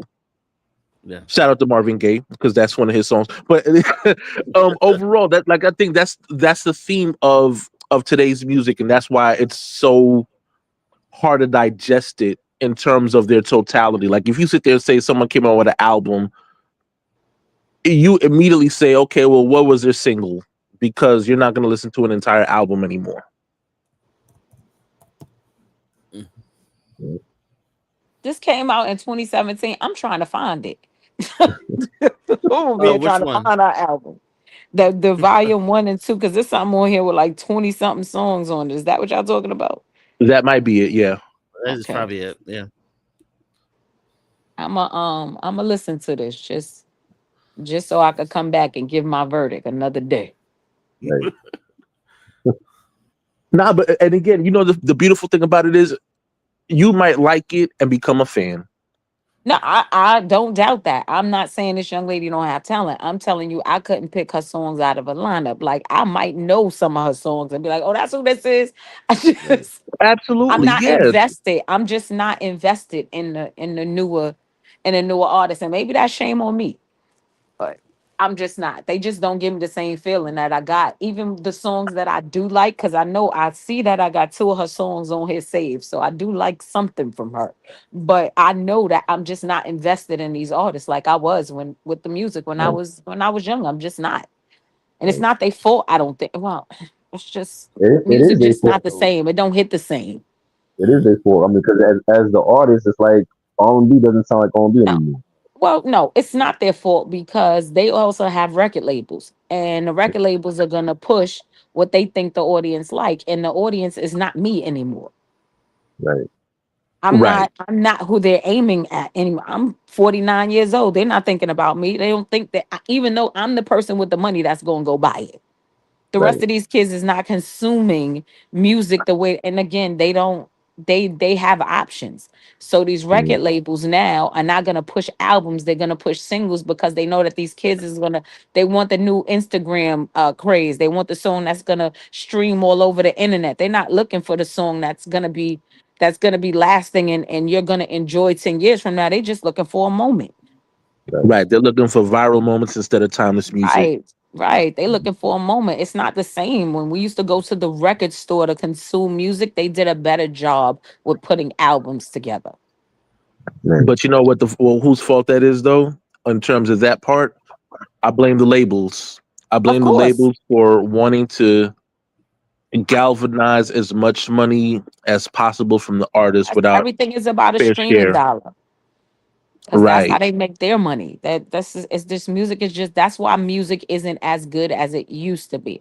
And that's why somebody like, and I'll use her as an example, is lost on me because I'm not investing my time in a lot of these people because I know that there's probably one good song on the album or two good songs on the album. There's 20 tracks here, and it may or maybe all 20 of them or 21 of them are great songs. But in my head, I'm looking at this and I'm like, I'm gonna like one of these songs. Right. And that's gonna be the end of it. Like I'm not wasting my time with this. So, Mhm. you know, it's done a lot of these artists a disservice. I'll say that. Yeah. But Yeah.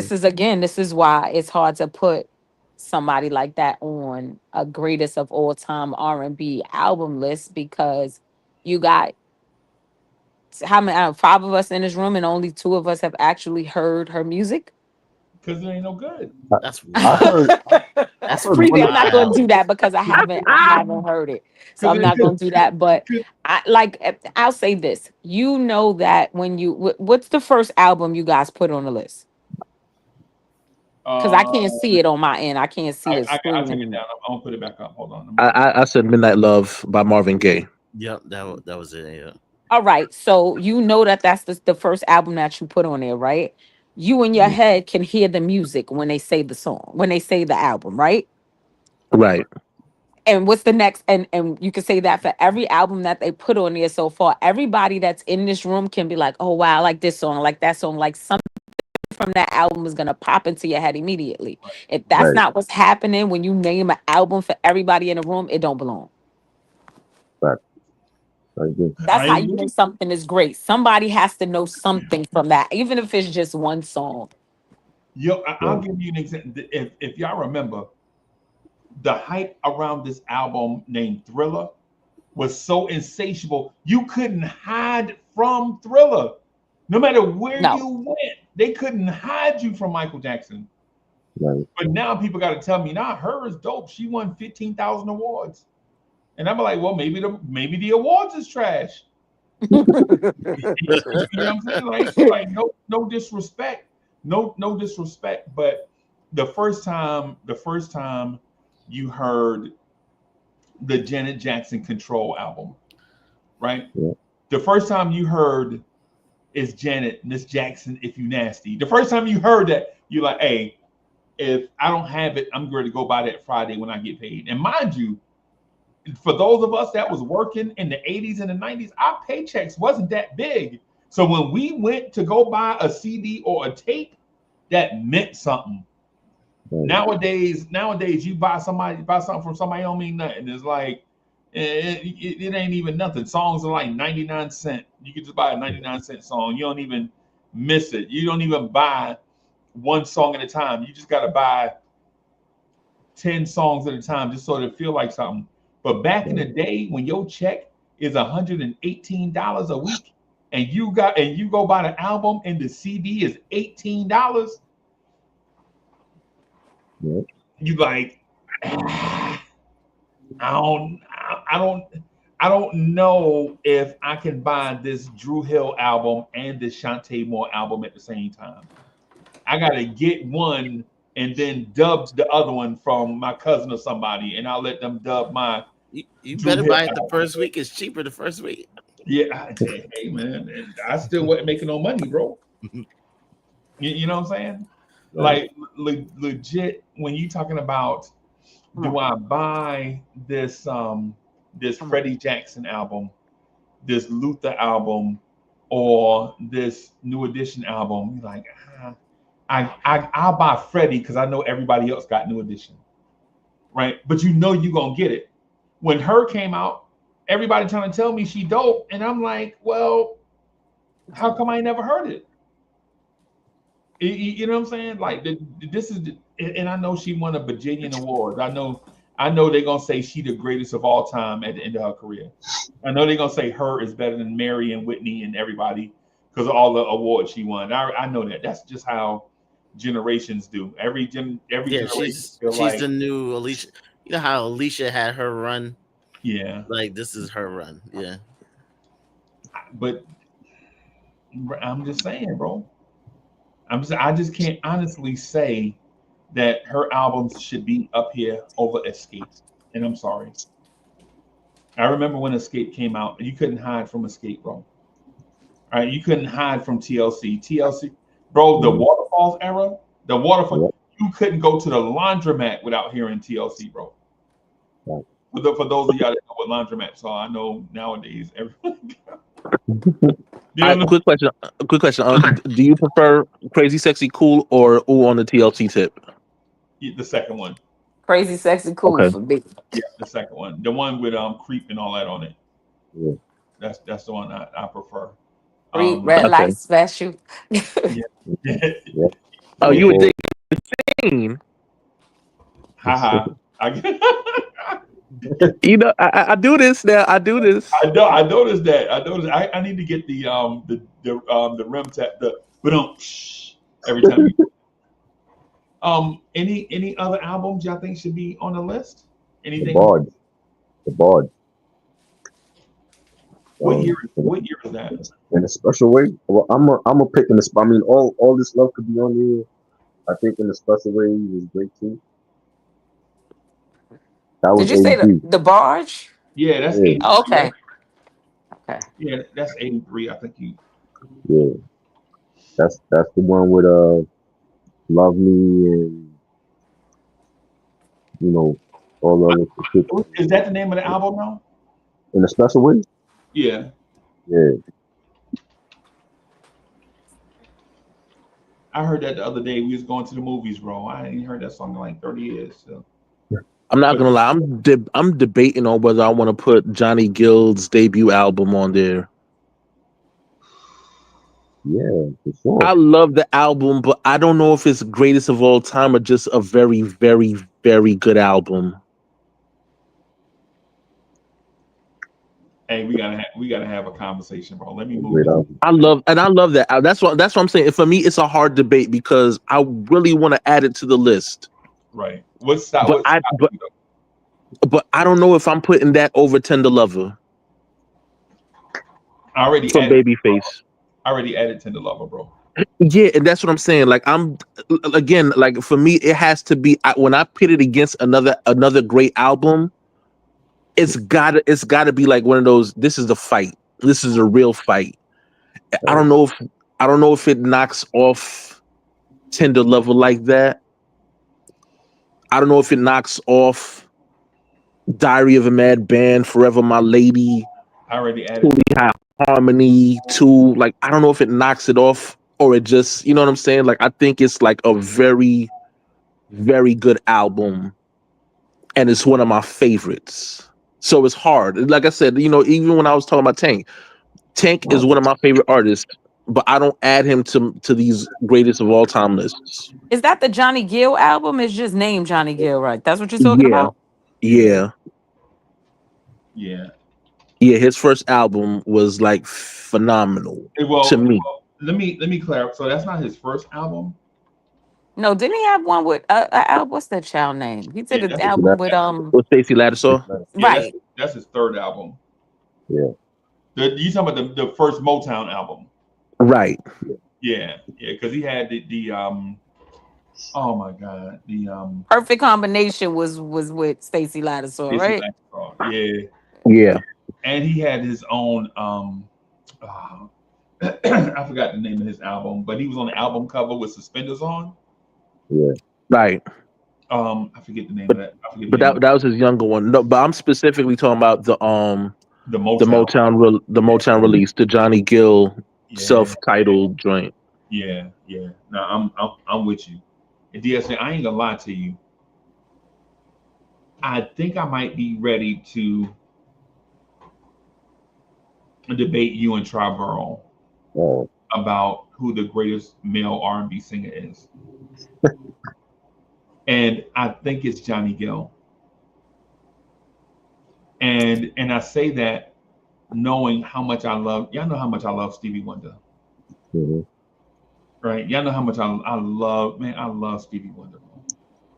I think Stevie Wonder is a national treasure. Like some of the songs, like Stevie Wonder was putting out songs that was so beautiful that you were like, man, this song is too soft to listen to. Oh. Who you taking him? Oh, you taking him over Gerald Levert?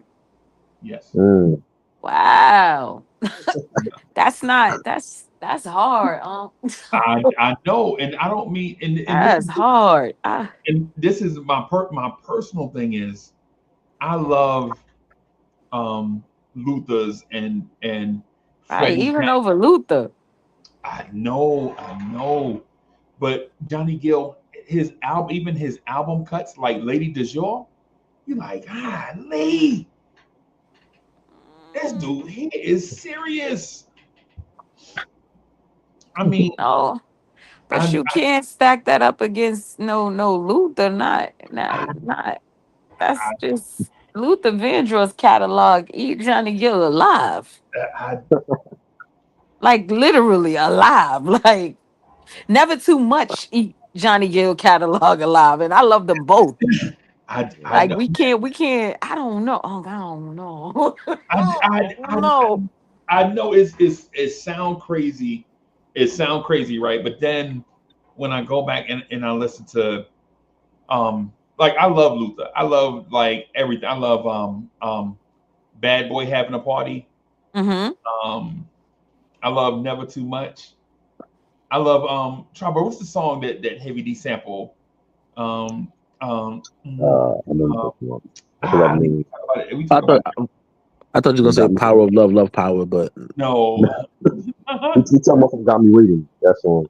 Got me waiting sample by Luther. I love that. I love Your Secret Love. I love Take You Out. I love, man, all this any love.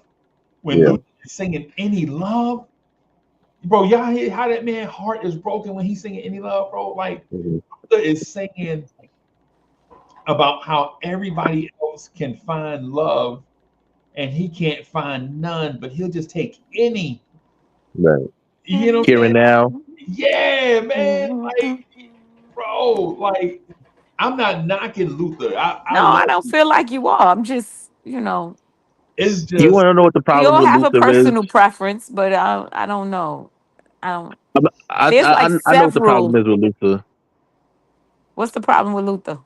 The problem with Luther is Luther has such a strong single.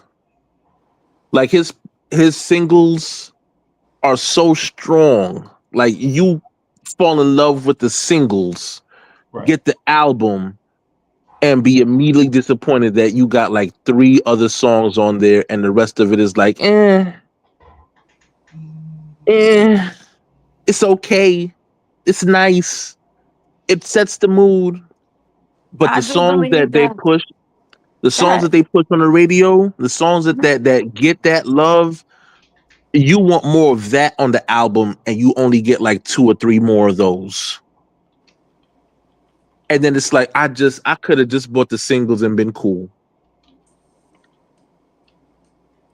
Wow, it's a tough crowd in here, bro. I'm a let that slide because Yeah. never too much is just, I mean, that you put on that album, you fine. Yeah, right. I'm I don't thinking. know. I don't know where that came from. I feel like that Okay, came out of left field. He a I hard okay. feel like that critic, came out of yo. left field. Again, but this is what I'm saying. If you okay, so the albums were like Here and Now, right? Name me 3 other songs that you were like, okay, yeah, What I album is definitely that? I mean, I listen to a lot of Luther, but I don't know what album that is specifically on. I don't. okay. What song is it you just said?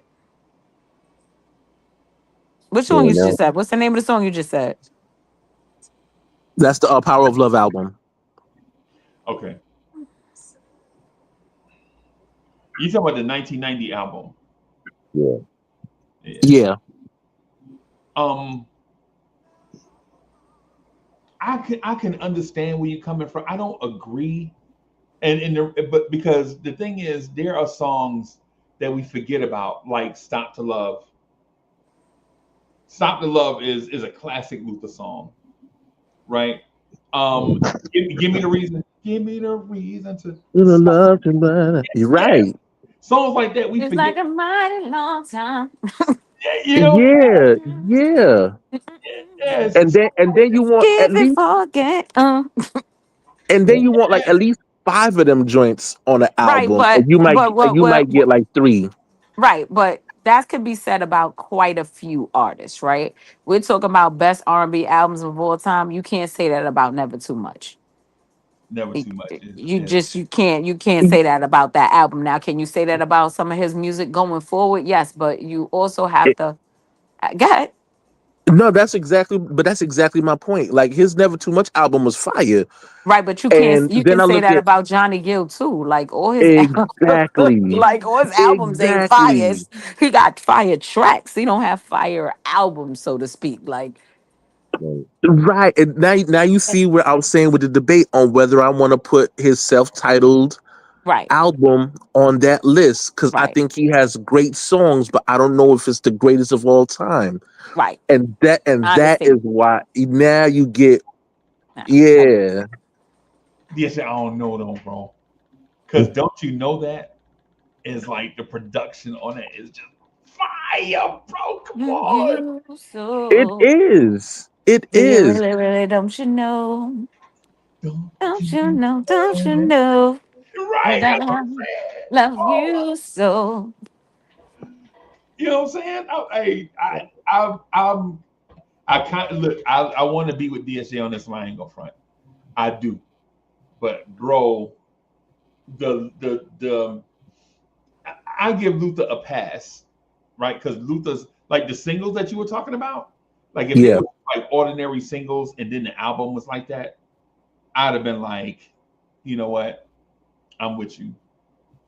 But then with you have albums with songs like "So Amazing" on it, right?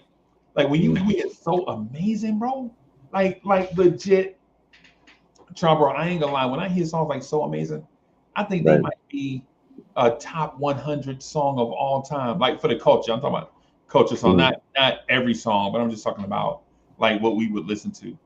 Like it's Right. got to be like top 100, bro. Yeah. Like "So Amazing," and like and then in the song "So Amazing," it's not Luther ain't saying that you are so amazing. Luther is singing is so amazing to be loved by you, Right. right? Like you legit, like when you listen, you like, yeah, I need you, bro. I'm telling And this is why Her don't belong on this album. Oh, man, you feel me? Yo, Because not even Fritz can't even say that the songs on that album make him feel like the songs you was just talking about. like these songs they don't even move you like the songs you hear now. Like when you hear Summer Walker and Usher doing a song together, they not even singing to each other. They singing about possessions and how they feel like, you know, you out in the streets and such and such. And who cares? And then y'all got a stank ass rapper doing y'all interlude. Y'all singing a slow song, and y'all got a big stank ass rapper with a neck full of jewelry doing the bridge on a slow song. Yeah. Bro, DSA, no lie. I don't know if I told you this, but there's a song by Triborough. You remember the song Juicy? I was playing the song Juicy. Like everybody heard it. Like everybody heard Sugar Free, right? Yeah, Sugar Free. Mm-hmm. Like everybody heard it, but nobody know where the song come from. Right? You hear AZ, you hear Miss Jones, you hear Granddaddy IU, you hear everybody sampling it, right?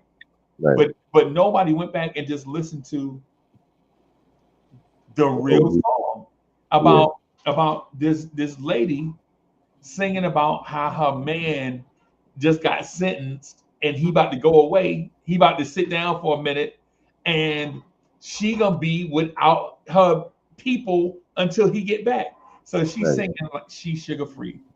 And she started off with the song. Lyrics is everything. Like how she putting innuendo, like she don't get straight to the point.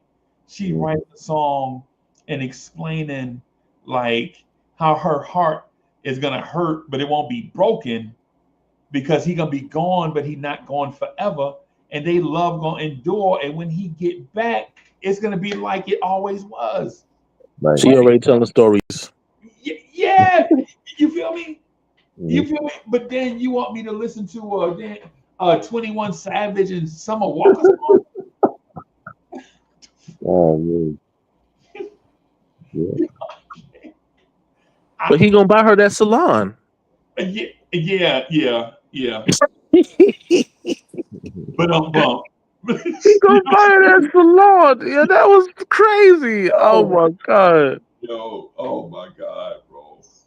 Oh my, bro. This is what I'm saying. Like when it comes to like artists and albums, like we left off some. Like we didn't talk about the Pointer Sisters, Sister Sledge, the Jones Girls, the Emotions. We barely talked about the Barge. We didn't talk about the SOS Band, bro. We didn't talk about Slave. Like all these Frankie Beverly and Maze. All these groups. Oh my gosh. But we talked about it. And no disrespect to Fritz, but Fritz is a live wire. Yeah. Fritz is a troublemaker, bro. Fritz I don't care. Fritz dropped the line and then walk away. I get it. Have you sitting there? Me and you arguing about some shit he said. And then when I see him again, I'll be like, "Yo, you know you wrong for that." Be like, "What I said?" You know what I'm saying? Yo, yeah, man. Yeah, I ain't gonna lie, man. Just for the chat, everybody, all y'all watching around the world, I know a lot of y'all gonna watch this on replay. Subscribe to the channel, man. Hit that like button if you like conversations like this one. I ain't going nowhere. I'm just reminding y'all, man. Replay game. Just what I'm saying, support the channel any way you can. Do your thing, right? So that we can continue to make content like this, have these dope fun conversations. But what I will say for y'all that are not from New York, right? For those of y'all that don't understand the sensation, right? For a long time in the New York area, there was like radio stations that didn't play the music for the culture, right? So we get WBLS, right? And then some other channels we can kind of catch on a like 92 KTU and some channels we can catch sometimes. And then this up and coming radio station, WKRS 98.7 KISS, bust onto the scene in like 82, 83-ish, right? And they playing joints like Head to Toe, They play all this music, and we like, yo, they playing the music for us, right? And then when we get used to like having our own radio station, we buying radios that can catch Kiss FM. Then Yeah. all the dope music start coming. The Whitney Houston album drop, New Edition getting played every day, right? All these artists and all that stuff, man. Like, so if you somewhere like if you like 50-ish or so, you remember when the Kiss van used to come down your street, pass out Kiss cards and Kiss Yeah. t-shirts and all that. You remember when Dougie Fresh and all them was like on the radio. And so wow, Shout out to the street teams. yeah, Yeah. shout out to the street teams. And Yeah. so while part of this like conversation is about the way music make you feel, a lot of it is how nostalgic it is and how it draws you back to a moment, like how you would feel like DSJ, the first time you heard the Faith album. You remember Faith album dropped 95? Yeah. That first Classic. album was crazy. Oh, Yeah. oh. The first time you heard Faith's album, and you're like, yo, where this lady been my whole life? Right. The Yeah, Faith, I was definitely jealous of Big on that one. and the thing about Faith album is it wasn't like a classic Sade Anita Baker album. It was closer to Mary, but it wasn't. Right. Right? It was like close to Mary, but it was like if your girlfriend made an album, right? What's Try? What was the lead single off that? Do you remember? That was You Used to Love Me. That joint. Bro, Yeah. every time I hear that joint, bro, I'm like, Uh-huh. Oh, okay. So now I gotta throw the grenade in the room and walk away. Who worked that sample better? Faith Evans on You Remind Me or R. Kelly, You to Be Happy? It's Faith Evans, definitely. You know? you know, I love R. Kelly, bro. Come on. And now I walk out the room. If it wasn't for the fact that he was diddling around with little boys and girls, we would not be. R. Kelly would be. All his albums would probably be on this list. Bro, I probably have his poster up behind me. He's You feel me? not. But don't not forget, just you for actually the have the music album. not just for the music he wrote for himself. What he did for other artists. R. Kelly is a genius with the pen. He's I've seen him live. He's an incredible artist, but this man he did very bad things. He did very bad things. Did I very bad And don't things. I forget, you mean, actually have him on the list. You have him on the top 25. That album specifically right. is on your listen, top 20. Is on your list right now. Chocolate Factory is to me one of the greatest R&B albums ever written. Right. It should be to me, if it's not number But 5 or 6, it's I no mean, lower than 8. we throw our artists away when they do bad things. The other folks don't do that because Elvis is still beloved by all. And he had a child bride. So, Yeah. so it's just we Right. just different. I mean, we rolled it. I still listen to R. Kelly. I won't sit in this chat and lie. I still listen to his music. Same here. I absolutely love it. I'm not gonna stop listening to it. I love his music. I I step do. in the Yeah. name of love. I'm still doing it. But I'm not gonna lie to the you people. should The be. music, I have to separate the man from the music because I enjoy the music too much. Yeah. Right. He made if I'm gonna separate, he made incredible music. I'm not doing that. Everybody believed they could fly. I was at every graduation. Every graduation. Yeah. So Yeah, I'm not doing it. I'm not gonna pretend that what he did does not matter. It was great music. Yeah. That's right. You should tell them separate, then To bring it separate, back, I and have to everybody do separate the the love man from the slide. music. R. Kelly did my favorite remix of all time. I'll listen to this song sometimes, like I'll be outside cleaning up or whatever, like around the yard doing whatever, weed eating whatever, and I can listen to the "I Can't Sleep" remix, Right. bro. I mean, the "I Can't Sleep" remix. You can just, I mean, R. Kelly remixes, Yeah. they just hit different, bro. Yeah, yeah. I tell everybody the same thing. If you listen to "Fortunate Today" by Maxwell, you can't throw R. Kelly away. Right. Right. Oh my If God, Maxwell, bro. Maxwell got them lit. if you sit here and tell people you are not alone, and the What? first thing they do is go to "You are not alone." If you do That's all it. that, the moment I sit there and say you're not alone, you are. Yeah, you can't throw them away. Right. Nah. You can't erase what the man did. What he did is what he did. You can't erase the Right. moments in history. They're there. Yeah, Right. he is super talented. I ain't gonna Oh lie. yeah, absolutely.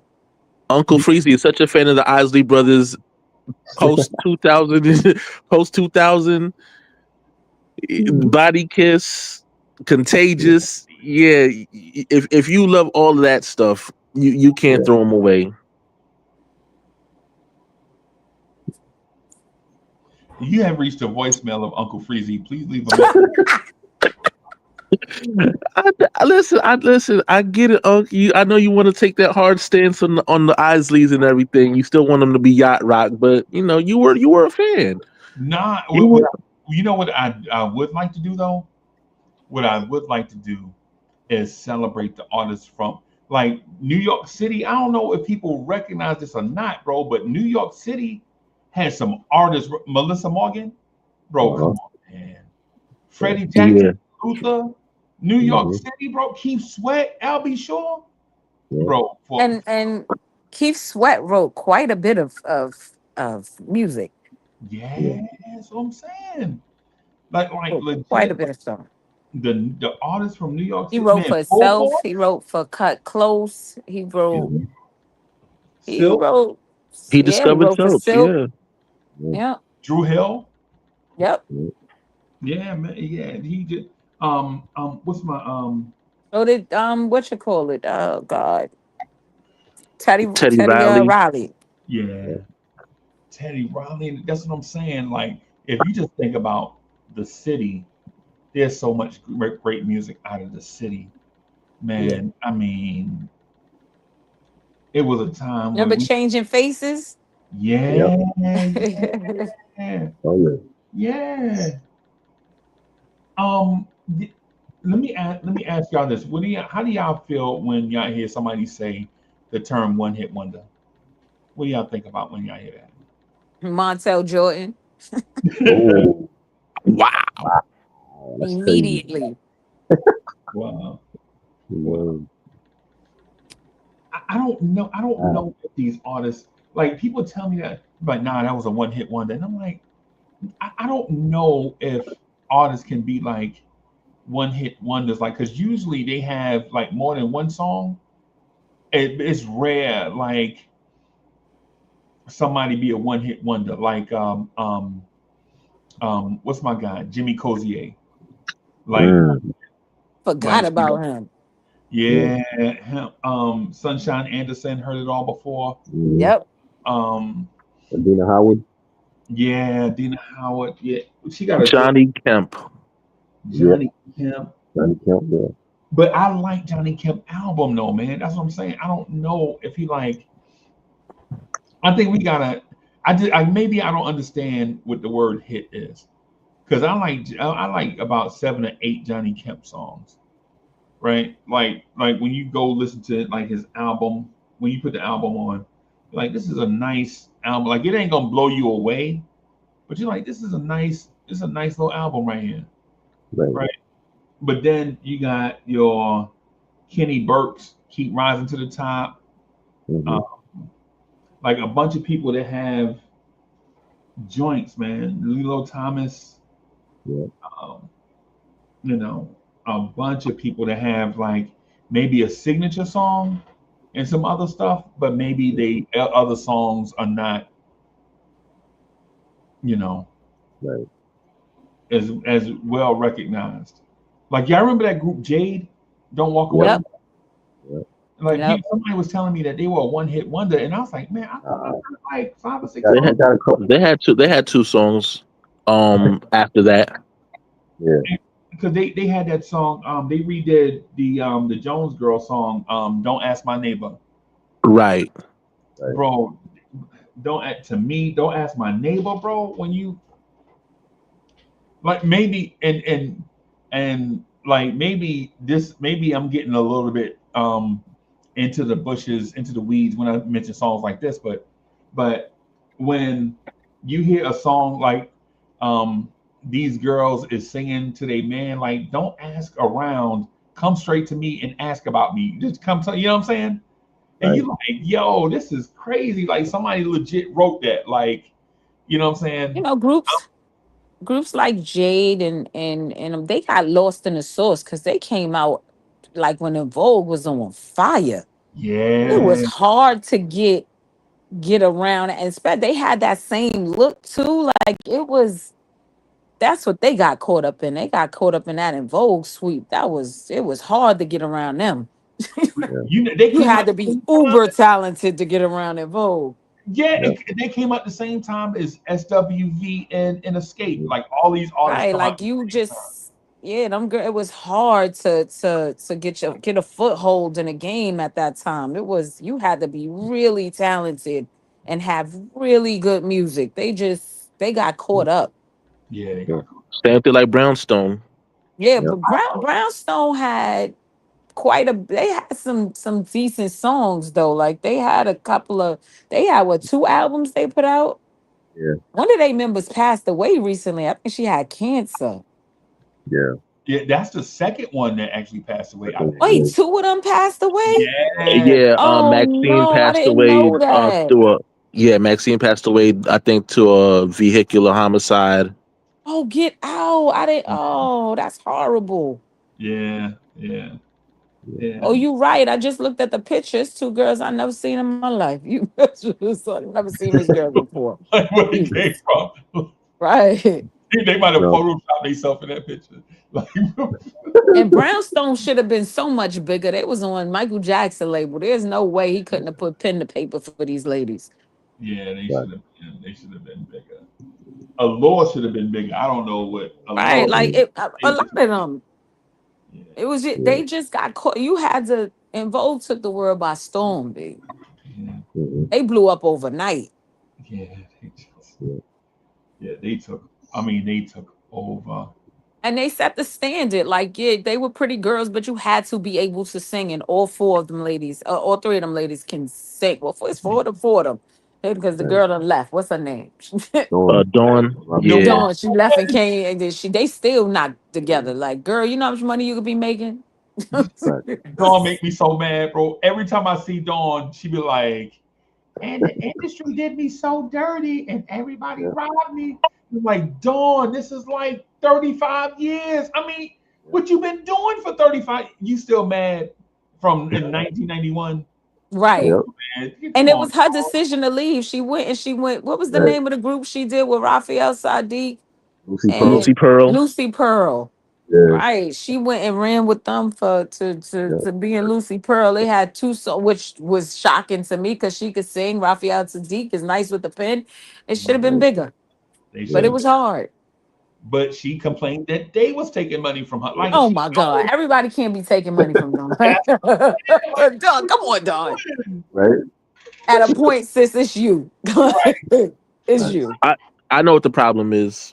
They were busy paying Nia Long because they both look so much alike. They was like, "Yeah, we're gonna give you the check," and she like, I'm not a singer. I'm an actress."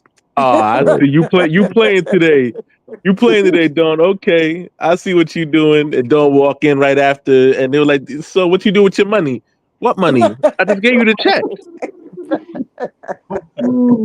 and Trumber, this is another. You talking about a group that frustrates you, bro? This Uh-huh. In Vogue frustrate me like New Edition, bro. Uh-oh. Like like as soon as y'all get it right, y'all break up. And I mean they had it all the way right. Yeah, they. Yeah. I mean, Them sisters could sing, all four of them. Yeah. and So you pick Born to Sing over Funky Divas? me? Yeah. Yes, I do. Mm. And it's nothing against Funky Divas because, I mean, if you telling me to pick one, right? I'm gonna pick Born to Sing. It's not like I don't like Funky Divas, right? It's like what do you want to drive? You want to drive your Escalade, or do you want to drive the GL 450? I'll drive the GL 450 today because I just like the way it feels. Escalade is big, gas, insurance, all that, right? And so when you talking about picking like top of the top, yeah, I'll pick Born to Sing just because the album cuts on there to me kind of cut deeper in that. And Oh, Just Can't Stay Away is on this album. This I would definitely go with this one too. yeah, yeah, yeah. Mm. My favorite, I had to check the track list. Right. yeah, the joint on there, um, um, what's the joint? I can't keep wasting my time waiting on you. The song "Waiting on You." Oh my god, Right. classic to me, anyway.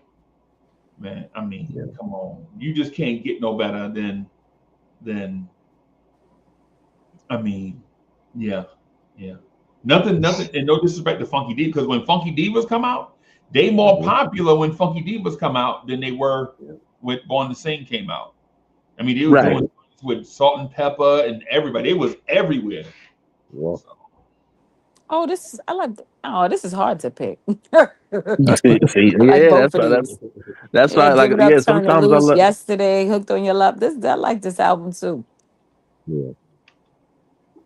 yeah, yeah. yeah, sometimes I like to throw a rock in a shoe. I noticed. Sometimes, just sometimes. But I Oh also know yeah, y'all avoided that R. Kelly and Faith question though about who sampled that better. Faith. I What's think Faith. give me the song again? Okay, the song was Faith's I Remember Used to Love Me Mm-hmm. versus R. Kelly's You to Be Happy featuring Biggie, and who sampled it better. I tried to I'm dodge gonna that go with question. Faith. Yeah. That's my pick. I'm taking Faith. I like that song more than I like the R. Kelly Biggie song. So Okay.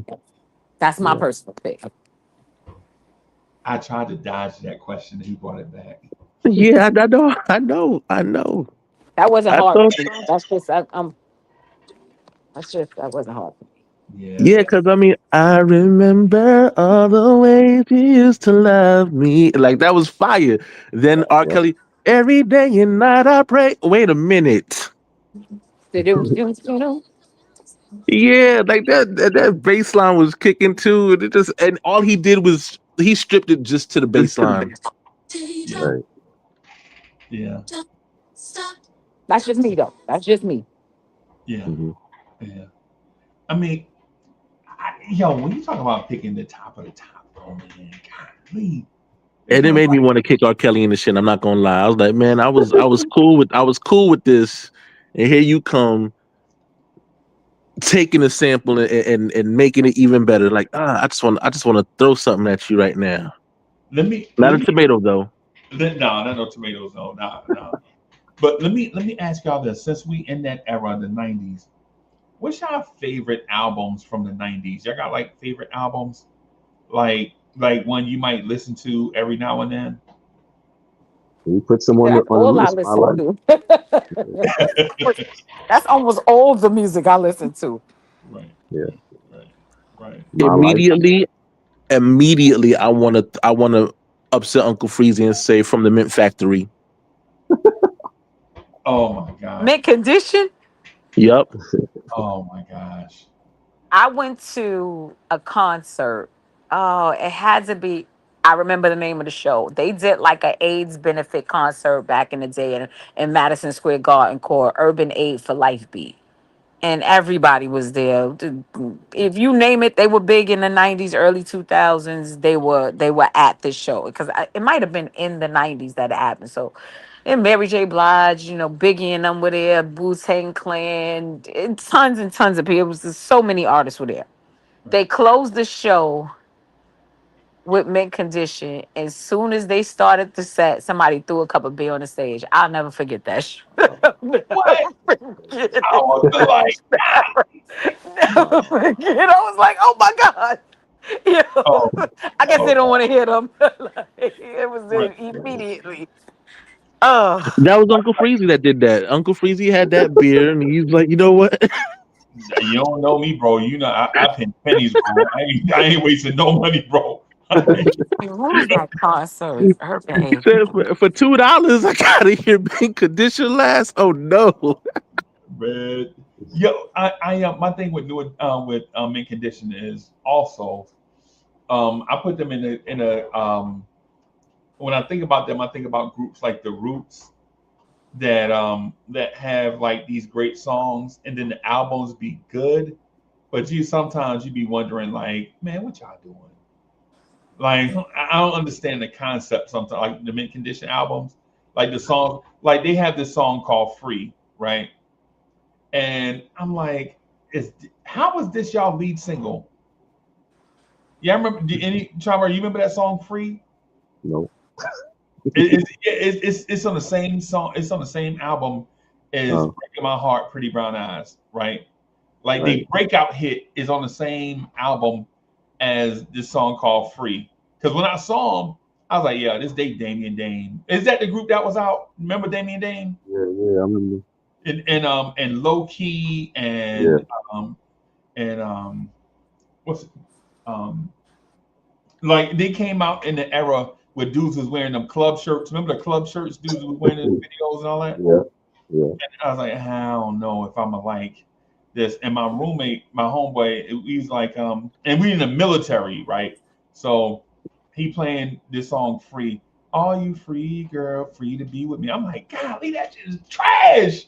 Turn this on. He like, nah, the album is dope. And I'm like, nah, this album ain't dope, bro.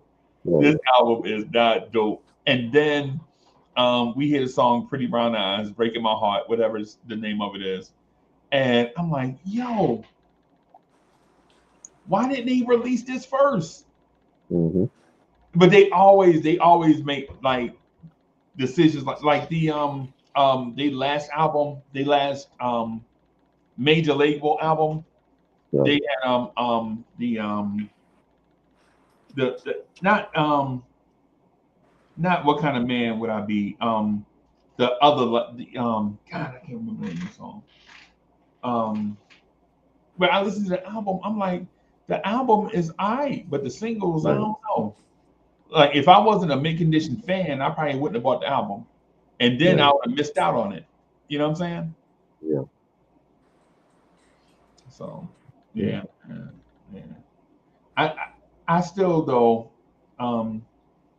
if we talking about like the 90s music, I think I'm stuck in that era too. I think the 90s is probably my era, probably the 90s and then the 80s.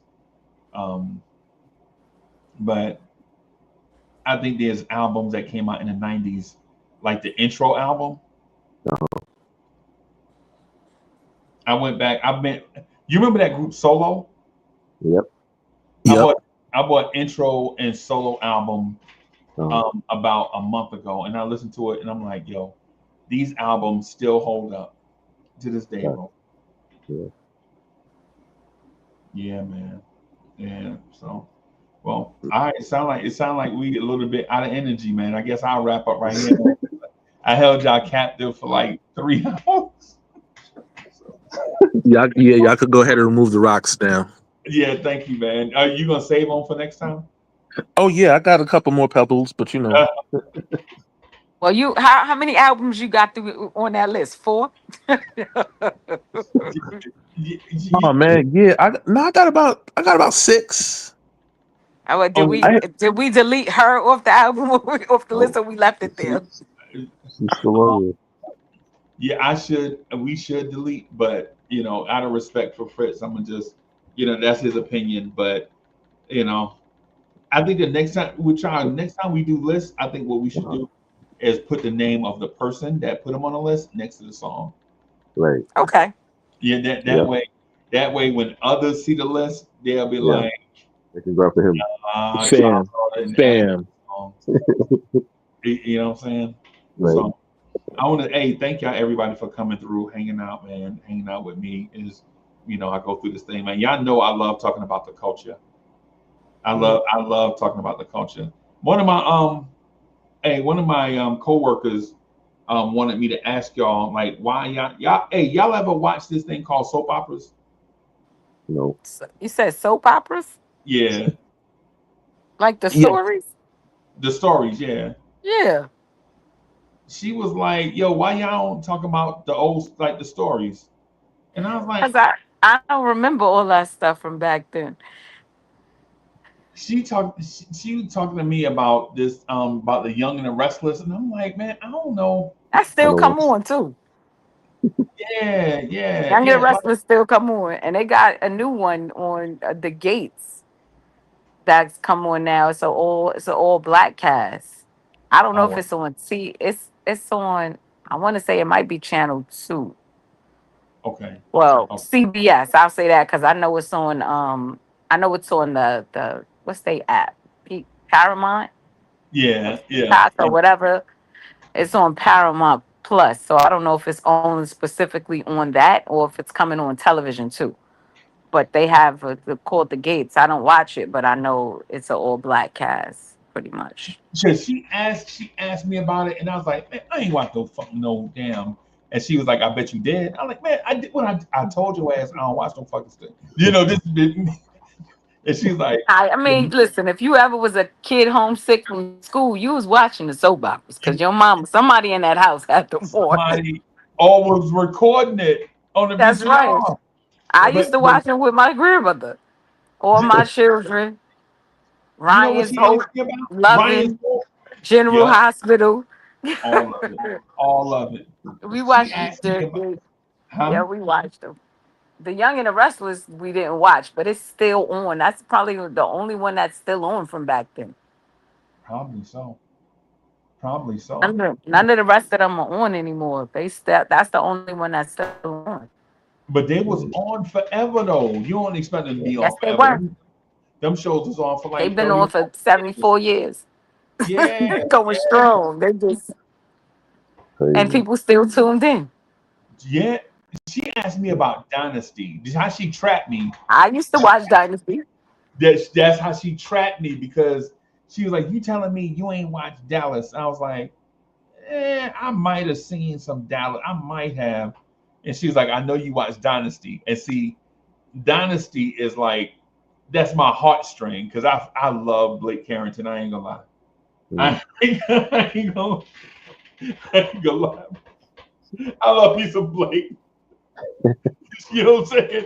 Like, But Yep. these like, shows were not voluntary watches, though. From a young male's perspective, it wasn't voluntary Yeah. watches. Again, it had to be something where it was a condition behind it. Okay, well, I know the cartoons come on at 2 o'clock, but I got to Right. endure watching these shows until 2 o'clock. Right. Now Or those yeah, came on just at like night though. Dallas and Dynasty was nighttime right. shows. Those were nighttime shows. But I was specifically on the still on the General Hospital. The Oh, okay. Yeah, no, not the boys. The boys wasn't sitting home watching that. But Yeah, Yeah. so that's what I'm we saying. did. Like the Dallas dynasties and all that. Like if they came on at nighttime, like that was like one of those things where okay, yeah, I can't go to sleep. Right. And I my mom's is watching this, and I'm in there trying to talk to my mother about something, or you know what I'm saying. It's always something where you just kind of standing around watching it because you're trying to do something else. Right. shit, not me. Shit, I used to watch that Dynasty, bro. I used to watch that shit. We all did. If you ain't a Yeah, But like you, Diane Karen fan because of Dynasty, something ain't that's right. that's what I'm saying. I'm watching because of Diane Carroll, She man. was. Um, She let Oh, me know I could be a diva like this. Oh, I want a fur coat. Yeah. No, I want a fur coat. once he the host of Solid Gold, I think that's how I first encountered Diane Carroll on that show Solid Gold. Nah, that wasn't that Marilyn McCool? Marilyn McCool was the host of that. McCool, bro. Yeah. That was Marilyn McCool. I can't remember how I encountered Diane Carroll, but yeah, she was absolutely gorgeous. I remember But seeing. I know it wasn't. I know it wasn't from. I know it wasn't from no soap opera. I found Right. it about. I found it about it after the fact. You know what I'm saying? But it's like, oh, okay, that's good information. But yeah, I definitely like found out about her after Bro, I ain't on the soap. that Dynasty, bro. Dynasty, when Blake Carrington was wearing them ascots, man, and them Mhm. tailored suits, bro. Shit. My girl Dominique Devereaux. Let's go. You couldn't tell me nothing, bro. Like when they be outside and them fancy cars pull up, bro. What? Oh my god. I ain't even know what a Bentley was, bro. Like, cause Right. I almost said something crazy.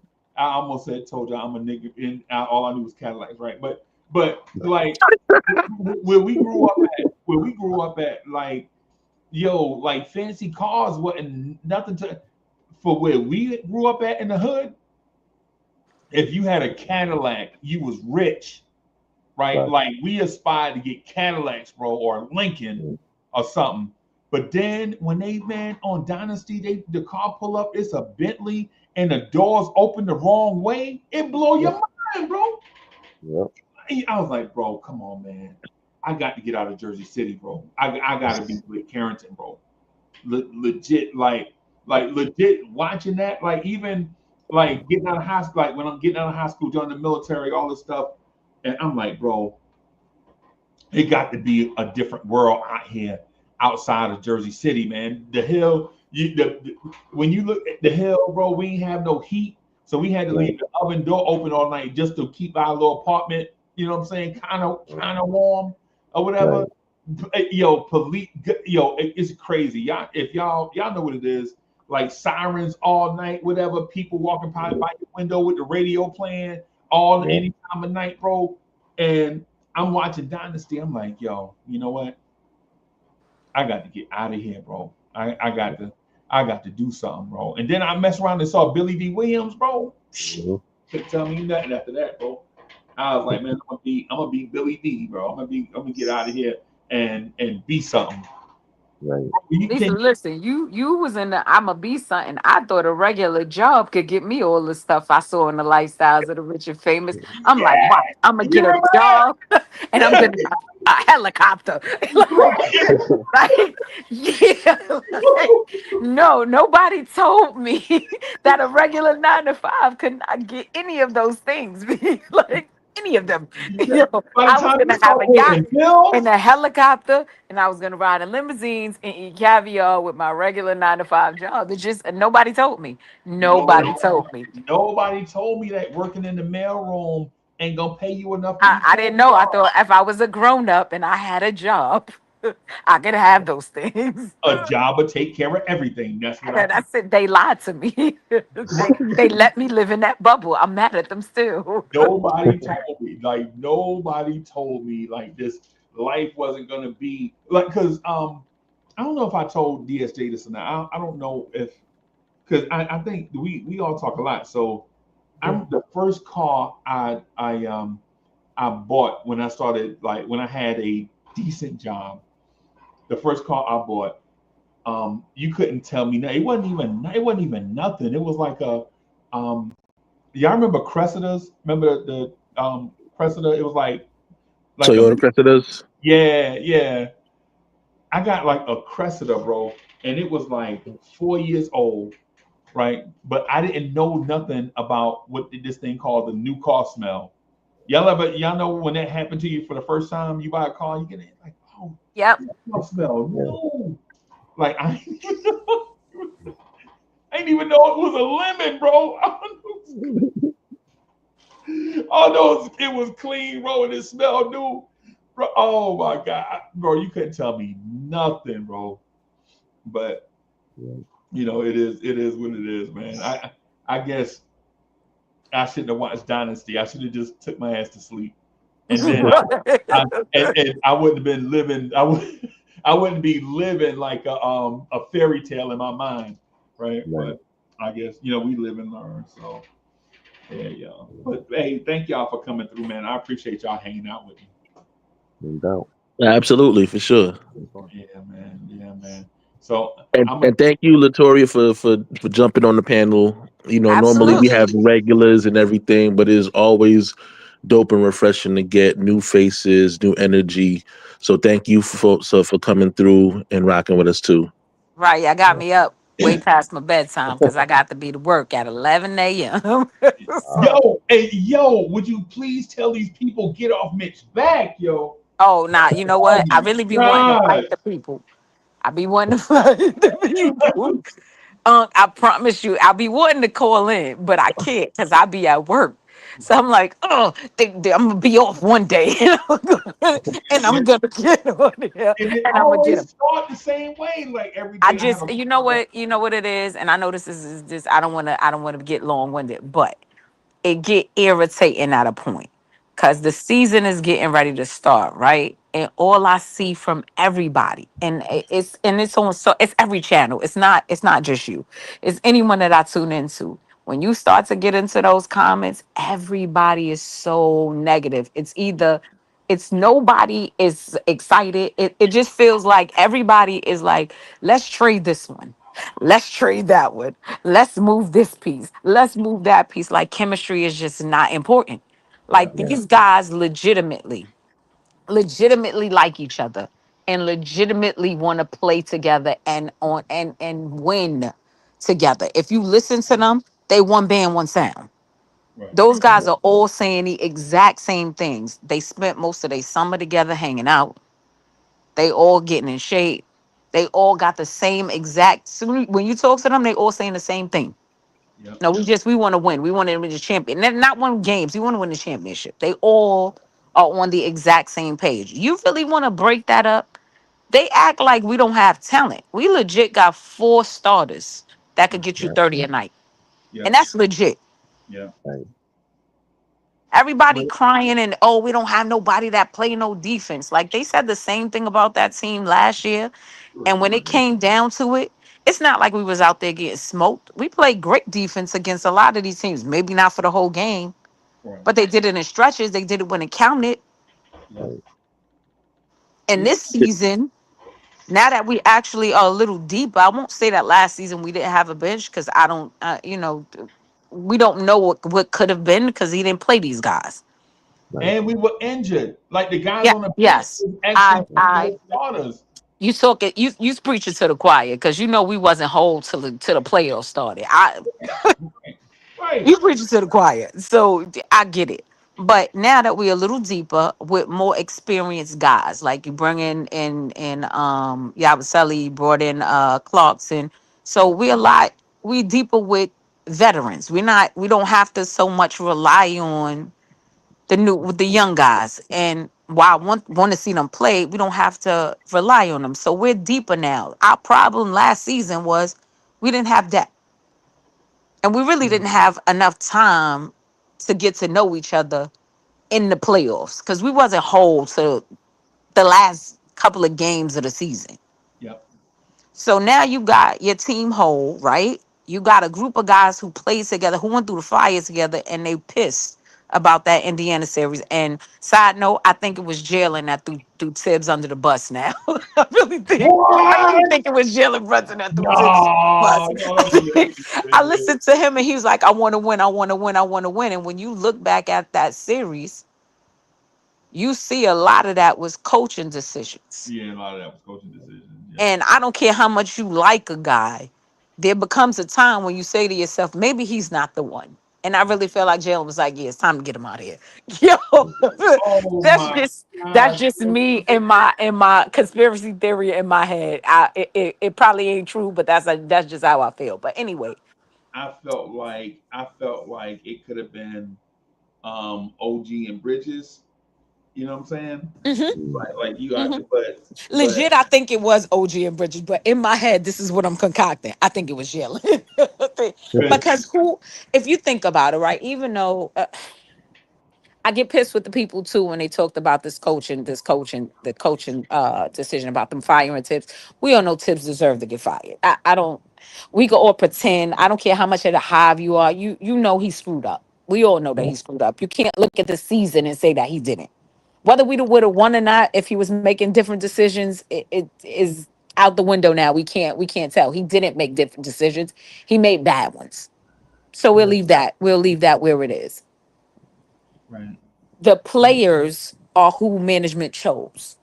So yeah, they didn't. I don't think they planned to fire Tips. I think they went to that exit interview and was like, "Oh shoot, we got to get rid of this guy. Right. We can't bring him back because we've invested all this money in these players, and he's lost these players." Right. So when management chose their players, yes, they had to go through the fire with a coaching search because I don't think they were prepared to go out there and look for a coach. Oh wow. I don't think they thought they needed to.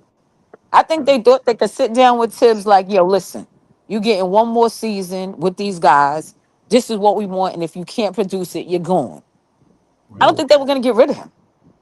I don't think there was I don't think they felt like there was a need to until they sat down with them players. And if it was my company and I sat down with millions and dollars of investments, I would have did the same thing. Like, oh shoot, It got to this go. guy got to go. Yeah.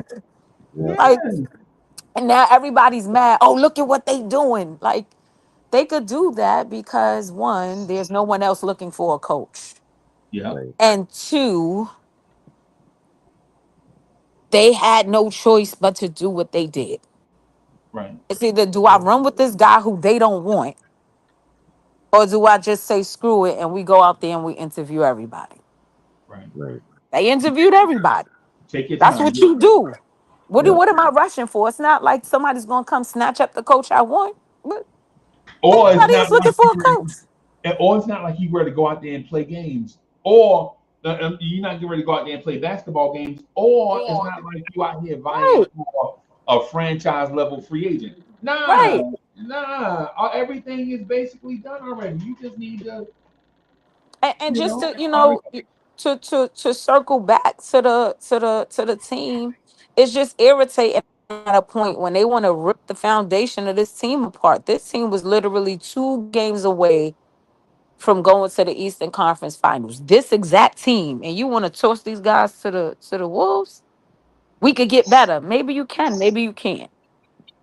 maybe you can, maybe you can't. Yeah. I said this in But a what you joking manner, know, but go ahead. no, I said Go ahead. this in a joking manner, but I felt like the truth of the matter is we were losing in the playoffs to teams we had no business losing to, especially when you Right. considering that we were losing to lower seeds. Right. I mean, we're not talking about 1 or 2 seasons. We're talking about every time we went in the playoffs. Right. The first time we went there, we lost to Atlanta. They were 5th. Now, okay, you can sit there and say, well, it's 5th. Okay, fine. Fair. We lose to Miami. They were a lower seed. Now, yeah, you can sit there and say, well, they were beating everybody, even Milwaukee, who were the favorites. Okay, that's fair. But that's still 2 seeds that were lower than us that we Right. lost to. Indiana. The debacle. The first time we pushed them, they were the lower seed. This time we pushed them. So this is 4 times we've been going up against lower seed teams and losing to them. Think about that series. Give me PTSD. I'm telling you. Please give me PTSD. I get so stressed out. And then it's the little things in between. Tom Thibodeau is a liar. I refuse to believe that he did not have a conversation with Mikal Bridges Oh yeah, about we all know that the was a lie. opportunity. Like, fam, like, why are you doing this? Like, why are you sitting here trying to, for the sake of your reputation, sully this man's reputation? I to this day believe that was like one of those things where, okay, yeah, I think you just lost your job. Right. The coaching decisions and all that in between, yeah, I'm sure you can always sit there and say, well, it's a learning experience. I'll learn from it. The following season, I'll make the adjustments. But I think once you get to a point where you sitting here lying on camera, you can't avoid it. And this was and I don't know, Freezy, if you even remember, the very first time I called into your show, I said it. I said, I don't think Tibbs is the right coach for this team. And I remember it was me, you, and Corey on the panel, and Corey was like, "Oh," I'm like, "Yo, I like Tibbs. I just don't think he's the right coach for this group of guys. Like, I think his team was the Hartenstein, Julius Randle team. Like that team, he was great for, but not these guys. It's funny. But It's you know funny. what? He It's going funny now, how y'all so be saying, like, it's funny how y'all be saying, like, it's my show or it's the Freezy show. I don't even look at it like the words born. I don't even look at it like that.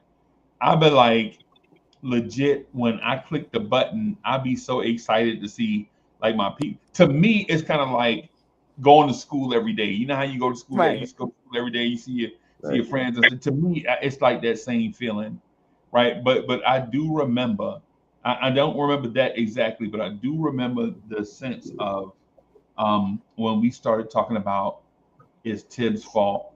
It was like the chat was like 85% for Tibbs and 15% against Tibbs, and we had to fight every night just for people to realize, like, nah, it's these little decisions that he make during the course of the game that cost us the game. Like the game against Boston when we lost to Boston when Jason Tatum hit the three over OG and Anobi, mm-hmm, right? Why you got Josh Hart on the floor when you need scoring? And so right, all Boston did was guard everybody, and then your game winning shot is Josh Hart for three.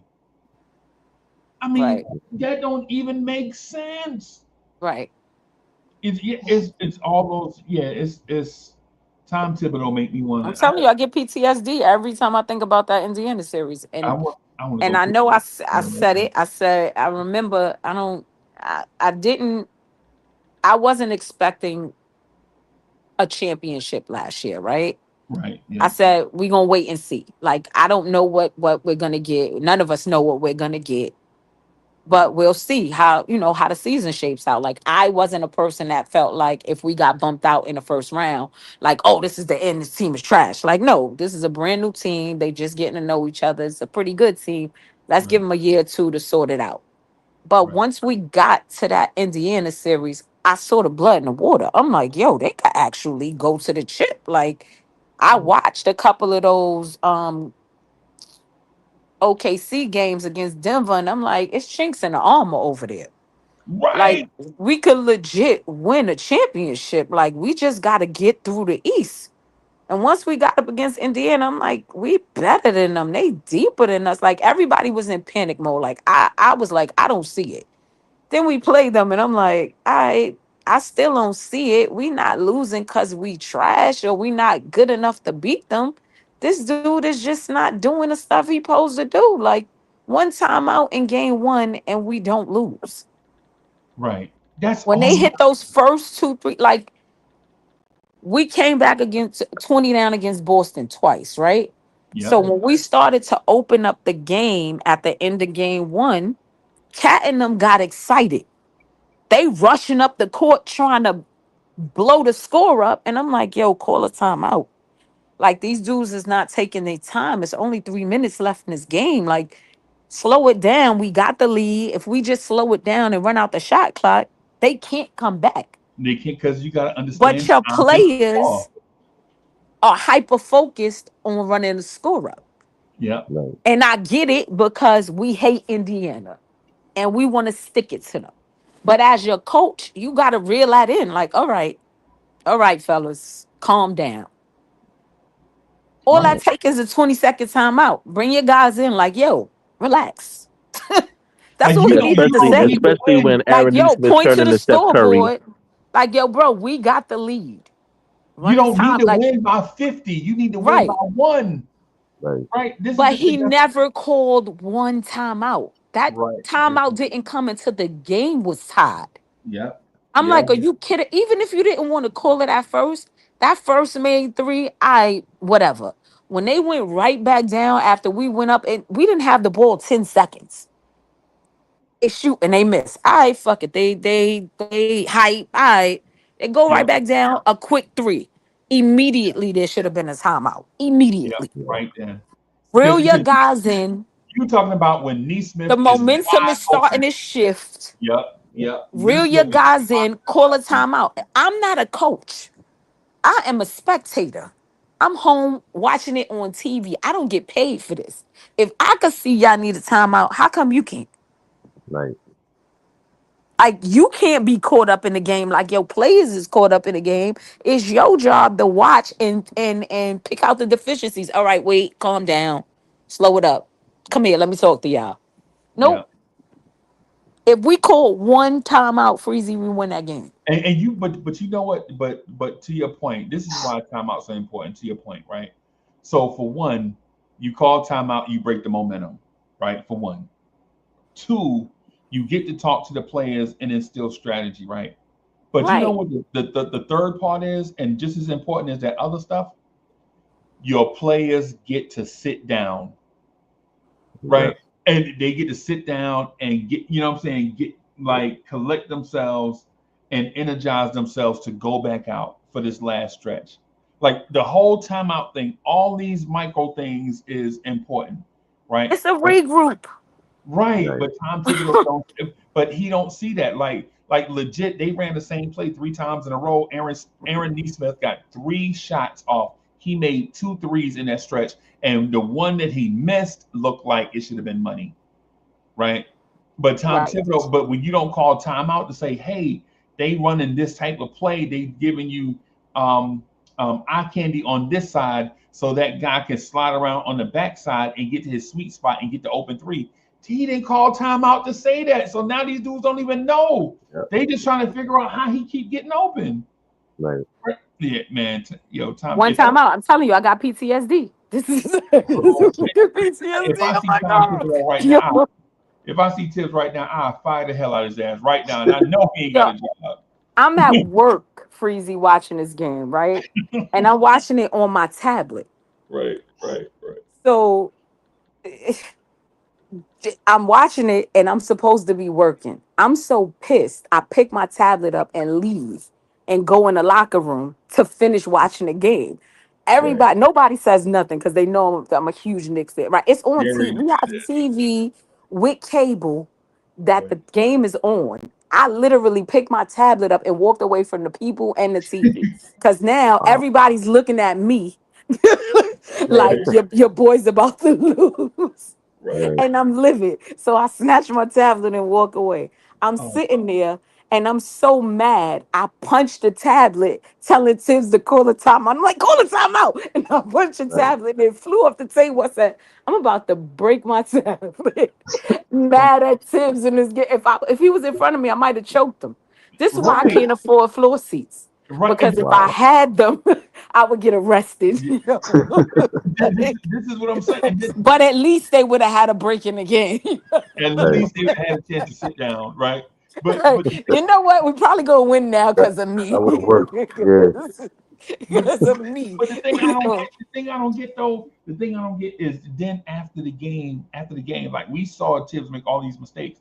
The press conference, we like, yeah, we gotta play harder, man. We gotta keep our energy up, man. We gotta stay focused for a full game. Never ever did he say to himself, I screwed up. Right, that's what I'm saying. This is what I mean. That's why I'm like, But I'm this so is this, glad you Mike know what? Brown here. Me too. And everybody keeps saying, right? Oh, he gotta be better than Tibbs. No, he doesn't. And I'm gonna say this with all my heart. Tibbs is an amazing coach. He's just not the right coach for 2025. No, he He's not. He's not. He didn't grow with the times. He's just stuck in that 90s era of basketball, which is why this team was not a good team for him. Yeah. He's not. He didn't move with the time. So I'm No. not knocking Tibbs because Tibbs brought winning back to the Garden. I thank God for that. Right. Yeah. But Mike Brown does not have to be better than Tibbs. He has to be different. Because Right. it's hard to be better than a great coach. Like you can't, that's just, and I get so sick of hearing, oh, he better be better. No, he doesn't have to be better. He has to be different. Right. He doesn't have to be better. He has to be different. It just, Because the thing is, Tori B, the thing is Mike Brown doesn't have to be better than Tibbs, right? Mike Brown has to be a great decision maker in the moment, right. Because the thing is there are going to be micro decisions during the course of a game where you're like, okay, I absolutely need to get this right. But the thing is though, the difference between Mike Brown and Tibbs is Mike Brown gets locked into a moment. Tibbs gets locked into a moment, right? But in those moments, Mike Brown will say, hey, assistant coaches, what am I missing? Right? Tom Thibodeau got his assistant coaches 4 rows deep up in the thing almost with the crowd. I go to games. I saw it with my own eyes. Right? I Crazy. You saw, and me both. Yeah. bro, that's what I'm They saying. never, they don't move. They don't. The only person that ever talked to him is Rick, and it Right, be sporadic. And I think he take the carte blanche. He take because he Jalen Potts, right, and I'm not getting fired, bro. And I'm not mad at him. right. Everybody be so pissed about this dude having a job. I am not. Nepotism is a part of professional fucking business, and You he's know, not going anywhere. So y'all just get over it. Like anybody, he's not the head anybody coach. rich and famous had some help somewhere. That's what. Right. He's not the head coach. And not for nothing, he gave us Jalen. Right. I Right. mean, There gotta be some smarts in there somewhere. somewhere. Right. Right. Like, come on, y'all. Come on, But man. again, this is just like this is why I get so irritated with the people. Y'all don't want it. It's like they don't want it to succeed. Right. They be Right. so, oh, we need to trade this. Let's package up these 3 players. If you keep tinkering with the chemistry, you're gonna be right back at square one. There comes a point when you just gotta rally around what you have and go forward. And I don't see why anybody would want to break up what we have. Like to get a Giannis, right? How many players we gotta ship away? Yeah. Yeah.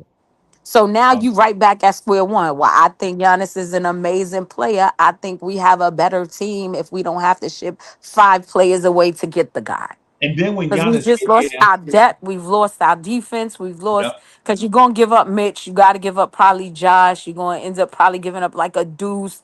You're gonna have to give up McCall, probably like you're giving up a lot to get one guy to come in and replace all 4 of those guys. You know what all 4 of those guys bring to your team? Right. Like Well, let the you fans really tell you gonna give they don't away bring nothing. right? And it's ridiculous. Like, yeah, no, we don't have a Giannis, one Giannis, but we got 4 people or 5 people that can equal that guy. We Yeah. don't really need, and I don't mean it in a disrespectful way because I know what this guy is, but we don't really need him to win. Right. Right. There aren't. I don't follow as many teams as probably everybody else when it comes to. I'm a Knicks fan, so I watch Knick basketball. If there's a Knick game on, I'm watching it. I've watched all 82 games last year, and I plan on doing the same thing this year. So if you're playing my team, I've seen you play, but I'm not gonna make it my business to go and watch the Washington Wizards. So I'm gonna go and watch the Oklahoma game. I'm just if it's on and I'm watching it, it's gonna be a half watch. Right. But I'm hard pressed to find another team that actually has the scoring power that we have. Are you Right. gonna find a guy that's better than Jalen? Absolutely. You're gonna find a guy better than Cat?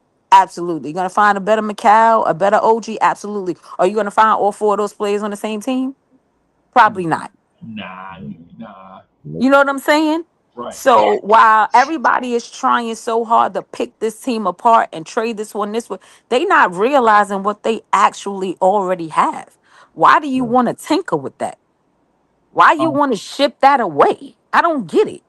the easy answer. The easy answer to that is a lot of people don't know basketball. Right. That's the easy answer because the thing is with problem solving. Right. The thing is with problem solving is you don't always have to go outside your circle to solve your problem. Sometimes you can solve the problem by using what you have within, right? Like for instance, the bench depth issue thing that people was talking about. You don't have to go out and sign a bunch of dudes. How about keep your team healthy, right? You keep your team healthy, and then now all of a sudden things change. But it's one of them things where when you know, yeah, it's one of them. Yeah, And that's so another thing that's super annoying. These guys constant, and I know Mitch got hurt a lot. But the last time Mitch got hurt, it wasn't because he blew something out. Joel Embiid hurt that man. yeah, Yeah. It wasn't like he went out there and he was playing and he messed up his ankle or he legitimately got hurt from somebody else. Yep. And now you playing on a team that has an amazing training staff. How many at the beginning of the season, every time OG hit the floor, I gasped. I'm like, oh God, he's not gonna get up. Yeah. Yeah. Me too. By the middle of the season, I wasn't even thinking about that Right. at all. Yeah. How many times Jalen went limping off the court and came back with his spare ankles from the locker room? Yeah. Like, we have an amazing. They didn't. How many times they said Mitch was coming back during the season, and they kept getting pushed and pushed Right. and pushed. Seasons before, the last time he got hurt, they brought him back early. Yeah. Now the training staff was like, absolutely not. He not ready. We not bringing him back. They didn't bring Mitch back till Mitch was healthy, So yeah. Right. and a healthy Mitchell Robinson was a beast. Hell Yeah. yeah. I'm So with you. while the fear is legitimate that he could possibly get hurt, that's the same thing that could happen to any player on that court at any time. Right. Right. So I'm not Hell, at going to this sit point, they don't even back. have to take being on the court. I'm not going to sit back and pretend I didn't see all that Mitch brought to that team in the playoffs and say, you know what? Yeah, let's trade him away when he's our best defensive player. Legitimately our best defensive player. Him and then OG. You're going to trade him away for what exactly?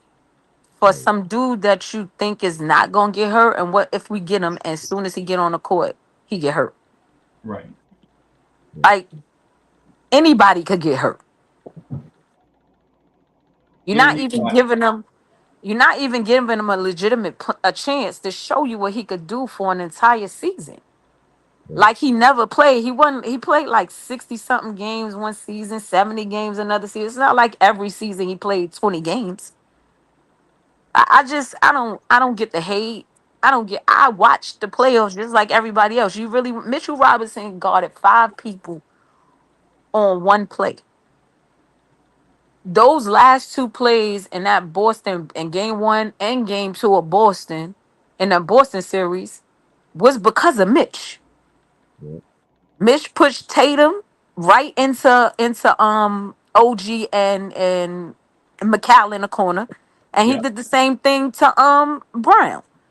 Yeah. I'm not letting you go to your left. You gonna go right over here to this right corner where these dudes is waiting for you. He pushed them dudes over there, but he don't get the credit because he didn't get the block and he didn't get the steal. Right. Mitchell Robinson do so much that don't show up on him and Josh.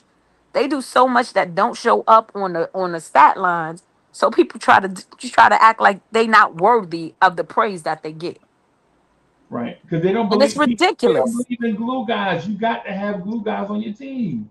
Right. You got to have glue guys on your team. A team without glue guys don't have no chemistry. That's what the Everybody chemistry. needs a Robert Ory. Right. Everybody, you know what I'm saying? Like, everybody needs that guy. Like, yeah, they act like, you know what? You're right, Freezy. They don't know basketball. Right. That's why when they talk, I just let them go and go. Right. Because when you say stuff like when they say stuff like trade Mitch because Mitch make too much money, and then you see a guy out there in a person in the league makes $72 million, right? And Mitch make 13, right? Right. You're like, how in the world Mitch make too much money when there's a guy in the league that's about to make $72 million? Like, legit, there's a guy in the league that's gonna make 5 times as much as Mitchell Robinson is, and Mitch is a starter. Right. That don't even make sense. Like, that don't even compute, right? Or it's like you got to trade Mitch because you don't know if Mitch can stay healthy. That don't even make sense because even if Mitch gets hurt at his $13 million, it's not like a $50 million player got hurt, right? You talking about a dude that made $13 million get hurt, right? And it's just like a rotation guy is just out of your line. Now, will we miss Mitch? Of course we gonna miss him, right? Of course we gonna miss Mitch if he get hurt, right? But if you look at last year, Jalen Brunson missed. I think Jalen Brunson missed 16 games, right? I think he played 66 games or something like that. Mm-hmm. Mitch was hurt, right? Precious was hurt. Porty was hurt. Jericho Sims was hurt. Deuce was hurt. Like And all Deuce these played hurt all season. Like that people legit was like, "Oh, he not the player he was." Y'all don't realize that man played hurt all season, literally the, all season. He was never healthy. okay, so I'm on Deuce about that. That's one of the things that frustrate me about Deuce, right? And I'm gonna be honest. The thing about me and Deuce is I've never seen this guy at his best, and this is 4 years. Right, Like I've never seen him, so I don't have anything to measure him by as a fan. right, Right? Do I root for him? Is he a great person? Yes, he's a great person. Is he a great leader? Yes, he's a great leader. Is he a great glue guy, chemistry guy? Yes, he's all of that. But when you talk about the basketball stuff, I hmm haven't seen him at his best. okay. You, I mean, you know, I'm just hoping that under Mike Brown, he'll be a little different.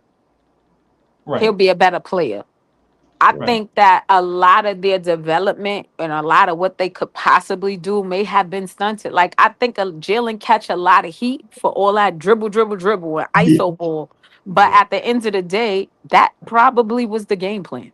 yeah, that's probably Tibbs. Like you mad at him for taking all these shots when there's a coach on the sideline that's telling him to take all these shots.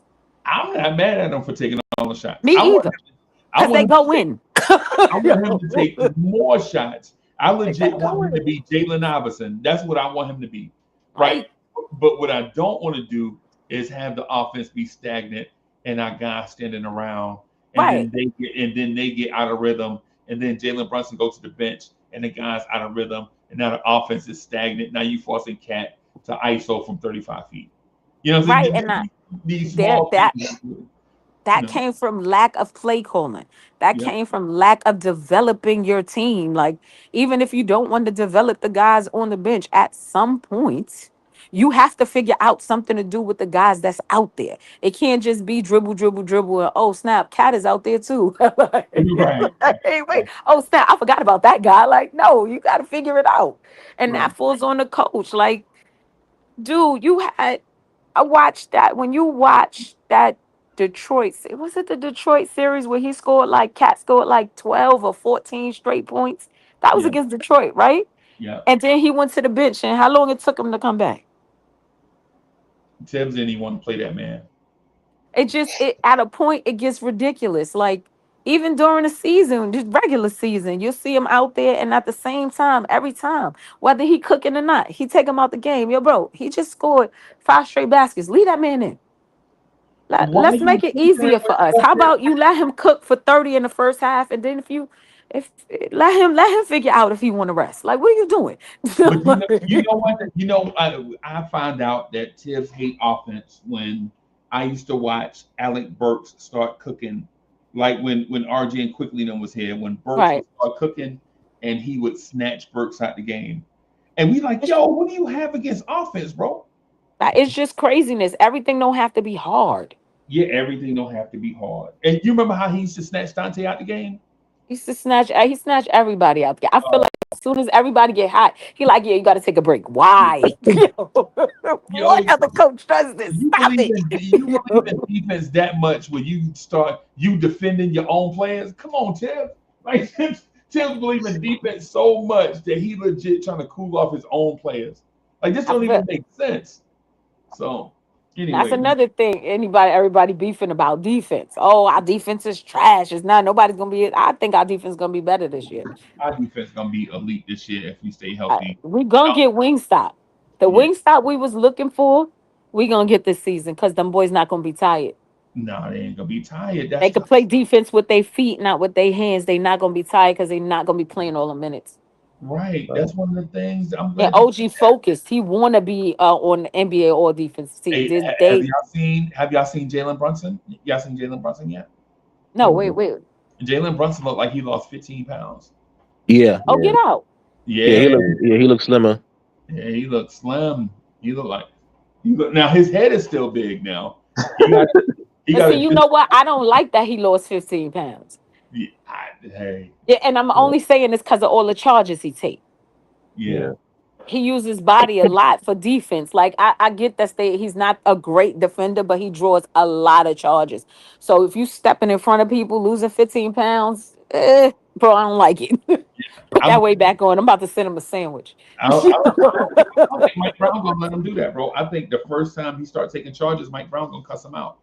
Yeah. Why? Yeah, Oh, you don't think it's gonna be necessary? nah, because in Tibbs' defensive scheme, when you have Jalen Okay. Brunson on Okay. one box and Josh Hart on the other, you got one guy that's elite at taking charges, and the other guy is elite at swooping in and getting rebounds. But their job on defense is to stop dribble penetration and spray out to the corners to contest. Right? With Mike Brown, I don't think you're gonna get that. I think Mike Brown legit is gonna have Jalen Brunson and Josh Hart not play together. Right? Okay. And I also think that Jalen Brunson is going to be a wing defender so that he won't get some. Because think about this: every year under Tibbs, you see Jalen Brunson gets dinged up and misses up. You remember the year he had the thing on his wrist? Remember the weird Yes. thing on his wrist, right? Because they slammed him to the ground in Chicago, and he came back with that weird wrap on his hand. And that Chicago game. Yeah, I remember. So I'll tell you exactly when it happened. The Knicks had won 9 games in a row, right? And it was we were going to play the Sixers on Christmas. And so on the 23rd, we played the Chicago Bulls in Chicago, right? And in that game, Jalen Brunson got knocked to the ground. He bruised his wrist and his hip in the same game. He went in the locker room and came back. He didn't have nothing on his wrist, but you could tell he was hobbled because he was walking like Fred G. Sanford, right? Jalen Brunson goes to the hole, and they slap Jalen Brunson on the wrist and hold his wrist, and Jalen Brunson fall to the ground on top of his wrist, right? And then Jalen Brunson leave the game and don't come back. And we thinking he not gonna play on Christmas Day, but he comes back in that game, right? Because when it happened, we thought Jalen Brunson broke his wrist, right? You know, because we was on top of the world. The Knicks done won 9 in a row. We thinking ain't no way we gonna lose to Chicago, right? And so the thing is, Jalen Brunson come back and he got the black thing on his wrist, and everybody is like, "Oh man, we glad he back." But now Jalen Brunson just might be at 70% for the rest of the year. Right. And you know what? Jalen Brunson was at 70% for the rest of the year. Because if y'all remember in at the end of the season when we could have won, I think we could have won 50 games, but we wound up winning 48 games, right? But we had 3 easy games on the schedule. We had the Pacers, the Wizards, and then the Pacers again. And the Pacers were in the lottery. That's the year they were in the lottery, right? Okay. And so we lost to Indiana, right? Because Brunson didn't play. We come back and we play. No, I'm sorry. We lost to the Wizards. Jalen Brunson didn't play. Jalen Brunson plays the next game against the Pelicans, and the Pelicans blow us out, right? And so now we can only win 49 games. So we like, hey, if we win 49 games, it's still almost, and we lose that game too because Jalen Brunson wrist is not the same, right? Right. And so and in that last game, they sit Julius Randle because Julius Randle have like, yo, I'm so embarrassed. I remember this stuff, man. Let me get, I need to get a life, yo. I need to get a life, yo. I be remembering all this stuff. I be so, man, like I'm so diehard with this Knicks stuff. I mean, Right. yo, I need to get a life, man. Tom Thibodeau. I'll legit, if I see Tom Thibodeau today, I'm gonna fire him, even though I know he ain't got a job. Bro. Just walk right up to you. Fired. Thanks for what you did, though. Thanks for what you did. Fired. Right. Yo, I'm gonna go, man, so I can go in here and get me some sleep, man. I appreciate it. Yes, gentlemen. And the season is upon us, and I'm excited. I'm super excited. But sometimes, Freezy, I just tune out because I can't take the negativity. Yo, it be stressing me out. Every show I come in with I'm like, oh God, I can't do it. Like, yo, this is what I want to talk. I want to, yo, you remember when I tried to talk about the Josh Hart Swiss Army knife? Yep. When I was like, yo, different people gonna use a Swiss Army knife a different way depending on how they. Before you know it, we talk about trading Mitch. Right. And it always goes to Mitch. Mitch got to get traded. Josh got to get traded. Deuce got to get traded. Those are 3 that got to go every time. And McCall. They like to throw McCall in there too. And then they be like, well, if you don't want to talk about trading Mitch, who's going to be the 5th starter? It don't matter. Everybody going to play. Right. And I think egos aside, I think Josh should be fine coming off the bench. You know, because he liked to walk his talk. So I think he'll be okay coming off the bench. I just Right. don't know if he will. I don't care. I promise you, I do not care who starts. I don't care if it's Everybody Josh. gonna I don't care if play. it's Mitch. I just want to win. Right. I just want Everybody gonna play anyway. It to don't win. matter. It don't matter. It don't matter how you. It just matter how you finish, yo. And whatever the best lineup is who's gonna be out there at the end of the game. So it doesn't matter. Knicks fan, but that's the thing. Knicks fans need something to complain about. Yeah, We and you know need what too? A lot of it is all the trashy teams that we had for so long that they're scared to embrace the actual good. right, Like right, we've been burnt so many times as a fan base. It's like, oh, these guys are good. Oh God, not again. Oh, these guys. Oh God, not again. right, Like, right. so you can't embrace that you actually have a solid they're above average team. They're literally a championship contending This is a great team. team. It This is the is. best And team. people are scared to say it's like they're scared to admit that they're not the underdog. They want to be the underdog story. We're not the underdog story. We People was hunt it. putting Tatum. We was putting Boston away before Tatum tore his Achilles. Yeah. And Like on yes, that play that Tatum tore his Achilles, we we were were already up 9 points, 8 or 9 points, and y'all wasn't coming back. right with the steal. Right now, Right. we were up 9, and we had the steal going the other way. Everybody looked back. Tatum on the ground, holding his Achilles. Yeah. Like, Like, they oh, what happened to that guy? What yeah, happened to him? this team. This is yeah. Yeah, that was I'm gonna get that it. that was again it is what it is. I'm excited and I'm telling now I just tune out. I get irritated and I put it on mute. Bang, I leave it on for viewing purposes, but I just put the shit I on mean, mute. Like, forget it, I can't listen to this no more. I can't even talk about Jalen Iverson. Like I was like, yo, I want to talk about Jalen Iverson. And they're like, man, but James, man, and Mitch, and then like, man, come on. I can't eat. I was no lie. I'm getting ready for work, working in a thing, and I'm like, what if we give Jalen Brunson 20 shots a game, 21 shots a game, something like that? Can he score 30? And I'm thinking, like, hell yeah, we got everything we need for JB to score 30 points a game. And not because I want the scoring champ, right? Not because of that, right? But because if you have somebody with that much gravity on the floor, that means Mikal Bridges and OG Anunoby get easy, uncontested shots at times.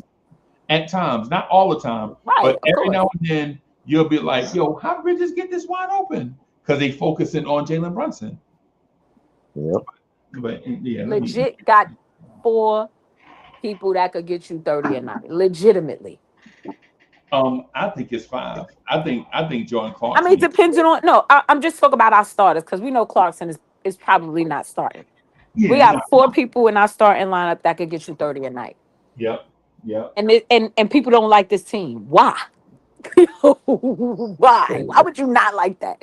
Why would you not wake up smiling? And people gonna be hunting for us, Freezy. Everybody that comes, and not that they wasn't doing it before, but it's gonna be way worse now. You know how that unknown guy gets 50 when he comes to the Garden? That's gonna happen every night. Every night. That's what we That's want. gonna happen every night. Is that what you want? Where people respect you, people feel like they aiming for you. We've been the hunter for so long. It feels good to be the hunted. Yeah, that's it. It's gonna be like on 10 this season though. I'm Because glad. they talk it. And so I want to see they're gonna test us and I want to see how we respond. Yeah, But I'm excited. I'm excited for the season. I think Mike Brown gonna do y'all proud because I already know Mike Brown is gonna have at least 10 meltdowns during the season. As soon as Jalen Brunson get fouled, bro, yeah, I can almost promise it. He is. Yeah. Let's just hope that He Mike gonna Brown throw- lasts for He longer than gonna the hit. He season. gonna hit Josh with a box of Mike and Ike's. I know it's coming. He gonna do it. Yeah. And make Josh pick him up. Yep. Josh, pick the Mike and Ike's back up. Pick him down. Bring them back to me. I'm gonna hit you again. Yo, I hate y'all. I'm gonna get out of here. Yo. Good night or All right. good morning, good people. Y'all have great days Good morning. and we'll catch You up too. again soon. All right, y'all. All right, good night. Take All care. right, y'all.